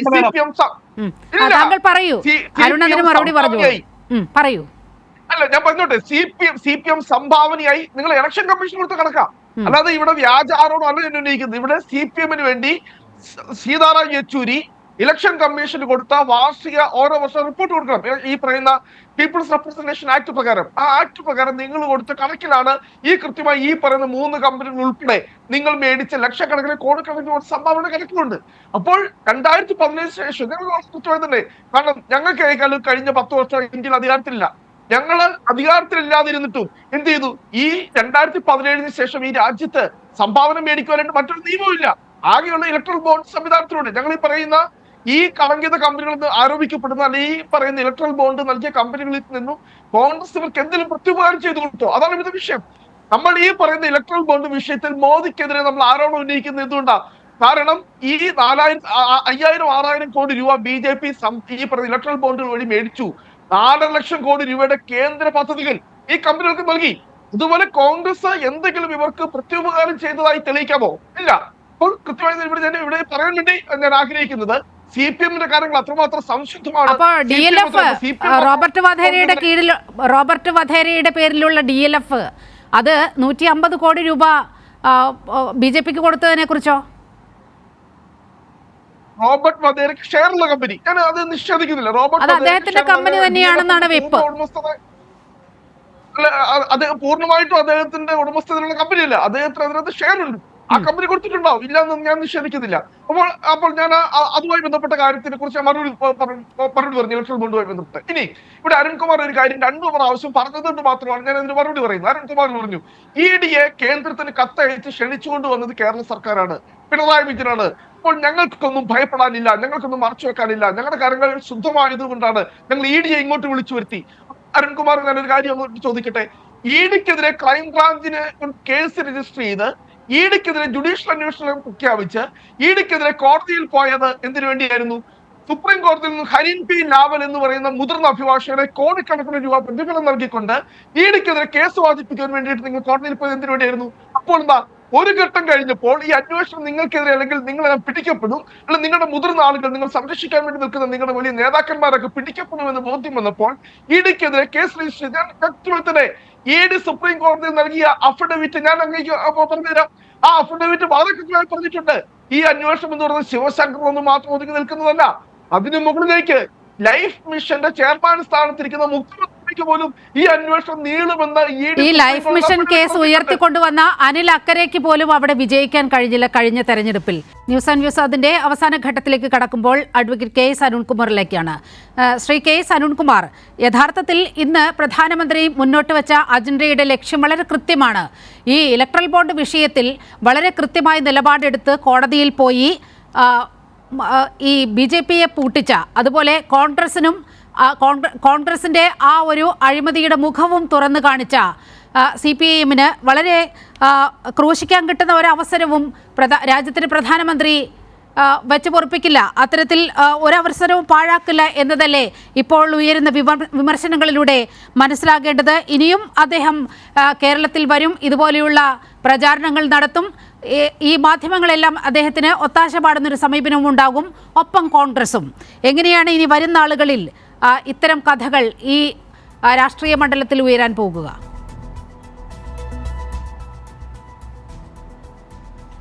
ഇവിടെ 350 സീറ്റ് 400 സീറ്റ് കിട്ടുമെന്നതാണ് BJP ആദ്യഘട്ടം മുതൽ വലിയ ഗീർവാണം മുഴക്കിയത്. കേരളത്തിൽ 2 അക്കമാകും, അതും കൂടെ കൂട്ടിയിട്ടാണ് ഈ 350 to 400. എന്നാൽ BJP നടത്തിയ ആഭ്യന്തര സർവേയിൽ കഴിഞ്ഞ തവണ വിജയിച്ച 165 സീറ്റിൽ അവർക്ക് വൻ തിരിച്ചടി ഉണ്ടാകും. അതുകൊണ്ട് അത് പരിഹരിക്കാൻ എന്താണ് മാർഗം എന്ന് അവർ ആലോചിച്ചുകൊണ്ടിരിക്കുകയാണ്. അപ്പോൾ വലിയ പ്രതിസന്ധിയിൽ തന്നെയാണ് BJP പോകുന്നത്. രാജ്യത്ത് അവർ ഉദ്ദേശിക്കുന്ന തരത്തിൽ കാര്യങ്ങൾ പോകുന്നില്ല. അപ്പോൾ ഏറ്റവും അതിന് തിരിച്ചടിയായി മാറിയത് ഇലക്ട്രൽ ബോണ്ടുമായി ബന്ധപ്പെട്ടുകൊണ്ട് ഉള്ള സുപ്രീം കോടതി വിധിയും തുടർ നടപടികളും, അതുപോലെ CIAക്കെതിരെ ഉയർന്നു വന്ന അതിശക്തമായിട്ടുള്ള പ്രക്ഷോഭവും കാര്യങ്ങൾ തന്നെയാണ്. അപ്പോൾ അതിൻ്റെ എല്ലാം നേതൃത്വ നിരയിൽ നിൽക്കുന്ന CPMനെ കടന്നാക്രമിക്കുക എന്നത് അവരൊരു ശൈലിയാക്കി മാറ്റിയിട്ടുണ്ട്. അതുകൊണ്ട് വരും ദിവസങ്ങളിൽ, പ്രത്യേകിച്ച് തെരഞ്ഞെടുപ്പിന് ഇനി 10 ദിവസമേ ഉള്ളൂ, ഇതിനിടയിൽ പലതരത്തിലുള്ള നമ്പറുമായി അവർ ഇറങ്ങിത്തിരിക്കാം. പിന്നെ കോൺഗ്രസിൻ്റെ പ്രതിനിധി പറഞ്ഞു, ഇലക്ട്രൽ ബോണ്ട് വാങ്ങിച്ചില്ലെങ്കിലും CPM പണം വാങ്ങിച്ചിട്ടുണ്ട്, പണം വാങ്ങി. ഞങ്ങൾ ബക്കറ്റ് കളക്ഷൻ നടത്തിയിട്ടുണ്ട്, റിസീപ്റ്റ് കളക്ഷൻ നടത്തിയിട്ടുണ്ട്, ഇതിൻ്റെ കണക്ക് കൃത്യമായി ഇലക്ഷൻ കമ്മീഷന് കൊടുത്തിട്ടുണ്ട്, ആദായ നികുതി വകുപ്പിന് കൊടുത്തിട്ടുണ്ട്. ഞങ്ങൾ കൊടുത്ത കണക്കിൽ നിന്നാണ് ഞങ്ങൾക്ക് കിട്ടിയ വരുമാനവും ഞങ്ങളുടെ ചെലവും എല്ലാം നിങ്ങൾ മനസ്സിലാക്കിയത്. ഒരു രാഷ്ട്രീയ പാർട്ടിയാകുമ്പോൾ ജനങ്ങളുടെ സംഭാവന സ്വീകരിക്കും, സ്ഥാപനങ്ങളുടെ സംഭാവന സ്വീകരിക്കും. അത് കൃത്യമായി തന്നെ കണക്കായി ഇലക്ഷൻ കമ്മീഷനും ആദായ നികുതി വകുപ്പിന് കൊടുത്തിട്ടുണ്ട്. അതെല്ലാം സുതാര്യമാണ്, അതെല്ലാം ഇവർ ഓഡിറ്റബിൾ ആണ്. അതുകൊണ്ട് ഒരു തരത്തിലും ഇലക്ട്രൽ ബോണ്ട് ഞങ്ങൾ വാങ്ങിച്ചിട്ടില്ല. ഞങ്ങൾ അതിശക്തമായി തന്നെ അതിനെതിരെ പ്രതികരിച്ചിട്ടുണ്ട്, മുന്നോട്ട് പോയിട്ടുണ്ട്. പിന്നെ അങ്ങ് പറഞ്ഞല്ലോ, കേന്ദ്ര ഇൻവെസ്റ്റിഗേഷൻ ഏജൻസികളെ വിളിച്ചു വരുത്തിയത് നിങ്ങളല്ലേ, അതിനുശേഷം അവർക്കെതിരെ കേസ് കൊടുത്തത് നിങ്ങളല്ലേ. ശരിയാണ്, ഞങ്ങളാ വിളിച്ചു വരുത്തിയത്. സ്വർണ്ണം എവിടെ നിന്നാണ് വന്നതെന്ന് കണ്ടെത്തണം, സ്വർണം ആർക്ക് വേണ്ടിയിട്ടാണ് കൊണ്ടുവന്നതെന്ന് കണ്ടെത്തണം. ആ സ്വർണം കണ്ടെത്താൻ കേരളത്തിലെ പോലീസിന് പറ്റില്ല. അതെല്ലാം കേന്ദ്ര ഇൻവെസ്റ്റിഗേഷൻ ഏജൻസി നടത്തണം, സുതാര്യമായ അന്വേഷണം നടത്തണം. അതിനുവേണ്ടി കേന്ദ്രത്തിന് കത്തയച്ചു. ആ ഇൻവെസ്റ്റിഗേഷൻ ഏജൻസി ഇവിടെ വന്ന് യഥാർത്ഥത്തിൽ കേന്ദ്രത്തിന് കണ്ടെത്താൻ കഴിയാതെ വന്നപ്പോൾ എങ്ങനെയെങ്കിലും CPMനെ തകർക്കണം. ഭരണ തുടർച്ചയിലേക്ക് CPM ജനസേവന പ്രവർത്തനങ്ങളുമായി മുന്നോട്ട് പോയപ്പോൾ, നമ്മുടെ ഗവൺമെന്റിനെ തകർക്കാൻ നടത്തിയ ശ്രമം വന്നപ്പോൾ കോടതി പോയിട്ടുണ്ട്, നിയമപരമായിട്ടുള്ള പോരാട്ടം നടത്തിയിട്ടുണ്ട്, അതിന്റെ ഭാഗമായി ഫലവും കണ്ടിട്ടുണ്ട്.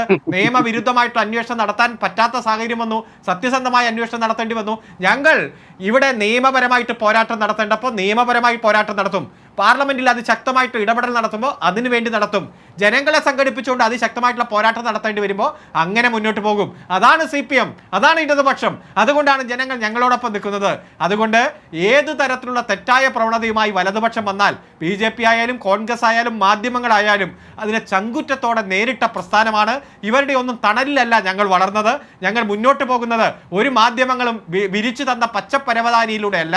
അതുകൊണ്ട് ഇവർ ആ വഴിക്ക് പൊക്കോട്ടെ. അതിശക്തമായി ജനങ്ങളെ സംഘടിപ്പിച്ച് ജനങ്ങളുടെ വോട്ട് നേടി അവരുടെ എല്ലാ സഹായത്തോടെ ഞങ്ങൾ മുന്നോട്ട് പോകും. വൻ വിജയം ഈ കേരളത്തിലും രാജ്യത്തും നേരിടും. ഇന്ത്യൻ പാർലമെന്റിൽ ഇടതുപക്ഷത്തിന്റെ ശക്തി പരമാവധി വർദ്ധിപ്പിക്കുന്ന ഒരു തെരഞ്ഞെടുപ്പായി ഈ തെരഞ്ഞെടുപ്പ് മാറും, അതിൽ സംശയമില്ല. പ്രിന്റു, ഈ കഴിഞ്ഞ നിയമസഭാ തെരഞ്ഞെടുപ്പിൽ ഇതുപോലെ ഇതിലും വലിയ ആരോപണങ്ങളാണ് CPMനെതിരെയും മുഖ്യമന്ത്രിക്കെതിരെയും എല്ലാം ഇവിടെ ഉയർന്നു വന്നത്. പക്ഷേ അതുകൊണ്ട് എന്താണ് ഫലമുണ്ടായതെന്നറിയാമോ? നിങ്ങളുടെ ഒരു അക്കൗണ്ട് പൂട്ടിച്ച സാഹചര്യമാണ് ഉണ്ടായത്. അതുകൊണ്ട് തന്നെയാണ് മുഖ്യമന്ത്രി വളരെ കൃത്യമായി പറയുന്നത്, ഇവിടെ BJP ഒരു സീറ്റും വാങ്ങാൻ പോകുന്നില്ല, ഒരു സീറ്റിലും ജയിക്കാൻ പോകുന്നില്ല. യഥാർത്ഥത്തിൽ വിറളി പൂണ്ടിരിക്കുകയാണ് യഥാർത്ഥത്തിൽ BJP രാജ്യവ്യാപകമായി തന്നെ. BJP യാതൊരു വിറളി പൂട്ടിട്ടില്ല. ഞങ്ങൾക്ക് ആത്മവിശ്വാസമുള്ള തെരഞ്ഞെടുപ്പാണ്. അതിന് നിയമസഭയ്ക്കകത്താണ് ഞങ്ങൾ അക്കൗണ്ട് തുറന്നതെങ്കിൽ മുൻപ് NDAയുടെ അക്കൗണ്ട് തുറന്നിട്ടുണ്ട്. ഇത്തവണ കേരളത്തിൽ യാതൊരു സംശയവും BJP അക്കൗണ്ട് തുറക്കും. നിങ്ങൾ ഇന്ന് പ്രധാനമന്ത്രിയുടെ ചില CPM നടത്തിയ ആരോപണങ്ങൾ മാത്രമാണ് ചർച്ച ചെയ്തത്. അദ്ദേഹം ഇന്ന് കാര്യപ്രസക്തമായ ഒരുപാട് കാര്യങ്ങൾ പറഞ്ഞിട്ടുണ്ട്. ഈ കേരളത്തിലടക്കം മറ്റ് സംസ്ഥാനങ്ങളിലടക്കം വലിയ തിരിച്ചടി BJP ഭയക്കുന്നു. അതുകൊണ്ടാകില്ലേ പ്രതിപക്ഷ നേതാക്കളെ വലിയ തോതിൽ കടന്നാക്രമിക്കുന്ന ഒരു ആക്രമണ ശൈലിയിലേക്ക് BJP നീങ്ങുന്നത്?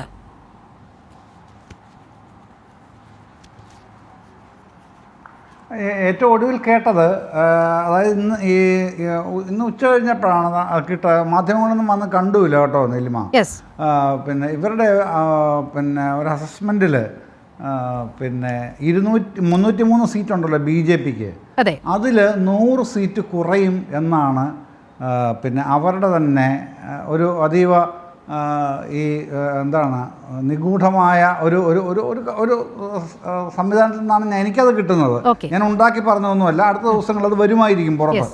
ഏതായാലും പിന്നെ കോൺഗ്രസും സമാനമായൊരു സാധനം, കോൺഗ്രസ് 100 അല്ല കാണുന്നത്, കുറച്ചുകൂടെ കൂടുതൽ BJP കുറയുമെന്ന് കാണുന്നു. പക്ഷേ BJPയുടെ ഇൻഹൗസിൽ 100 സീറ്റ് 303-ൽ നിന്ന് ഒരു 100 സീറ്റ് കുറയണം. പക്ഷേ അത് ബാക്കിയുള്ള അലയൻസിൽ നിന്ന്, പ്രത്യേകിച്ചും ഇവിടെ നമ്മുടെ ആന്ധ്രയിലുള്ള അലയൻസ് ഉണ്ട്, പിന്നെ കുറച്ച് പോൾ പ്രോസ്പെക്ട്സ് നന്നായിട്ടുണ്ട് കർണാടകയിൽ നിന്ന് പറയുന്നുണ്ട്. അങ്ങനെ ചില മേഖലകൾ കേന്ദ്രീകരിച്ച് നികത്തണം എന്നാണ് താല്പര്യം എന്നും പറയപ്പെടുന്നുണ്ട്. കേരളവും അതിൻ്റെ ഭാഗമാണത്രേ. അതുകൊണ്ടാണ് പിന്നെ പ്രധാനമന്ത്രി തന്നെ നേരിട്ട് ഇടയ്ക്കിടയ്ക്ക് ഇങ്ങോട്ട് വരുന്നത്. ഇത്തരത്തിലുള്ള താല്പര്യങ്ങളൊക്കെ വരുന്നുണ്ടെന്ന് പറഞ്ഞു. പക്ഷേ വസ്തുത നമുക്കല്ലേ അറിയൂ, ഇവിടെ ജീവിക്കുന്നവർക്കല്ലേ അറിയൂ എന്താണ് കാര്യങ്ങൾ എന്നുള്ളത്. ആ നിലയ്ക്ക് നോക്കുമ്പോൾ ഇത്തരം കടന്നാക്രമണങ്ങൾ അരുൺ പറഞ്ഞതുപോലെ ഇനിയും വരുന്ന ദിവസങ്ങൾ കൂടാനാണ് സാധ്യത. പക്ഷേ നമ്മുടെ സഫോളജിയിൽ പൊതുവായൊരു മാനദണ്ഡം പറയുന്നത് തെരഞ്ഞെടുപ്പിന് 2 ആഴ്ച മുമ്പ് ജനങ്ങൾ തീരുമാനിക്കും ആർക്കാണ് വോട്ട് ചെയ്യേണ്ടതെന്നുള്ളത്. പിന്നീട് മാറില്ല. അപൂർവമായിട്ട് മാറിയിട്ടുള്ളത് ഇന്ദിരാഗാന്ധിയുടെ മരണശേഷം, പിന്നെ രാജീവ് ഗാന്ധി 91-ലെ വധത്തിന് ശേഷം മാറിയിട്ടുണ്ട്. ബാക്കി സന്ദർഭങ്ങളൊക്കെ ഇതുപോലായിരുന്നു. സഫോളജിയിൽ അങ്ങനെയാണ് പറയുന്നത്. 2 ആഴ്ച മുമ്പ് തീരുമാനം എടുക്കും, പിന്നെ അത് മാറുമില്ല. അപ്പോൾ എന്ത് ചെയ്യും? പ്രധാനമന്ത്രി ഇനി 3-4 തവണ വന്നാലും കാര്യമില്ല എന്നുള്ള നിലയിലേക്ക് കാര്യങ്ങൾ വരുന്നു എന്നാണ് നമുക്ക് മുമ്പിൽ കാണുന്ന ചിത്രം വെച്ച് വിലയിരുത്തുമ്പോൾ തോന്നുന്നത്. ആ ഒരു പരാജയ ഭീതിയാണ് ഒരുപക്ഷെ ഇത്തരത്തിൽ പ്രതിപക്ഷത്തെ നയിക്കുന്ന നേതാക്കൾക്കെതിരെ കടുത്ത വിമർശനവുമായി BJP പ്രധാനമന്ത്രി നേരിട്ടിറങ്ങുന്നതിൻ്റെ കാര്യം. മാരീച വേഷം പൂണ്ട് മോദിയും BJPയും ലക്ഷ്യം വെക്കുന്നത് എന്നതാണ് ന്യൂസ് ആൻഡ് വ്യൂസ് 1 മണിക്കൂർ ചർച്ച ചെയ്തത്. ഈ ചർച്ചയിൽ പങ്കെടുത്ത എല്ലാ അതിഥികൾക്കും വളരെയധികം നന്ദി.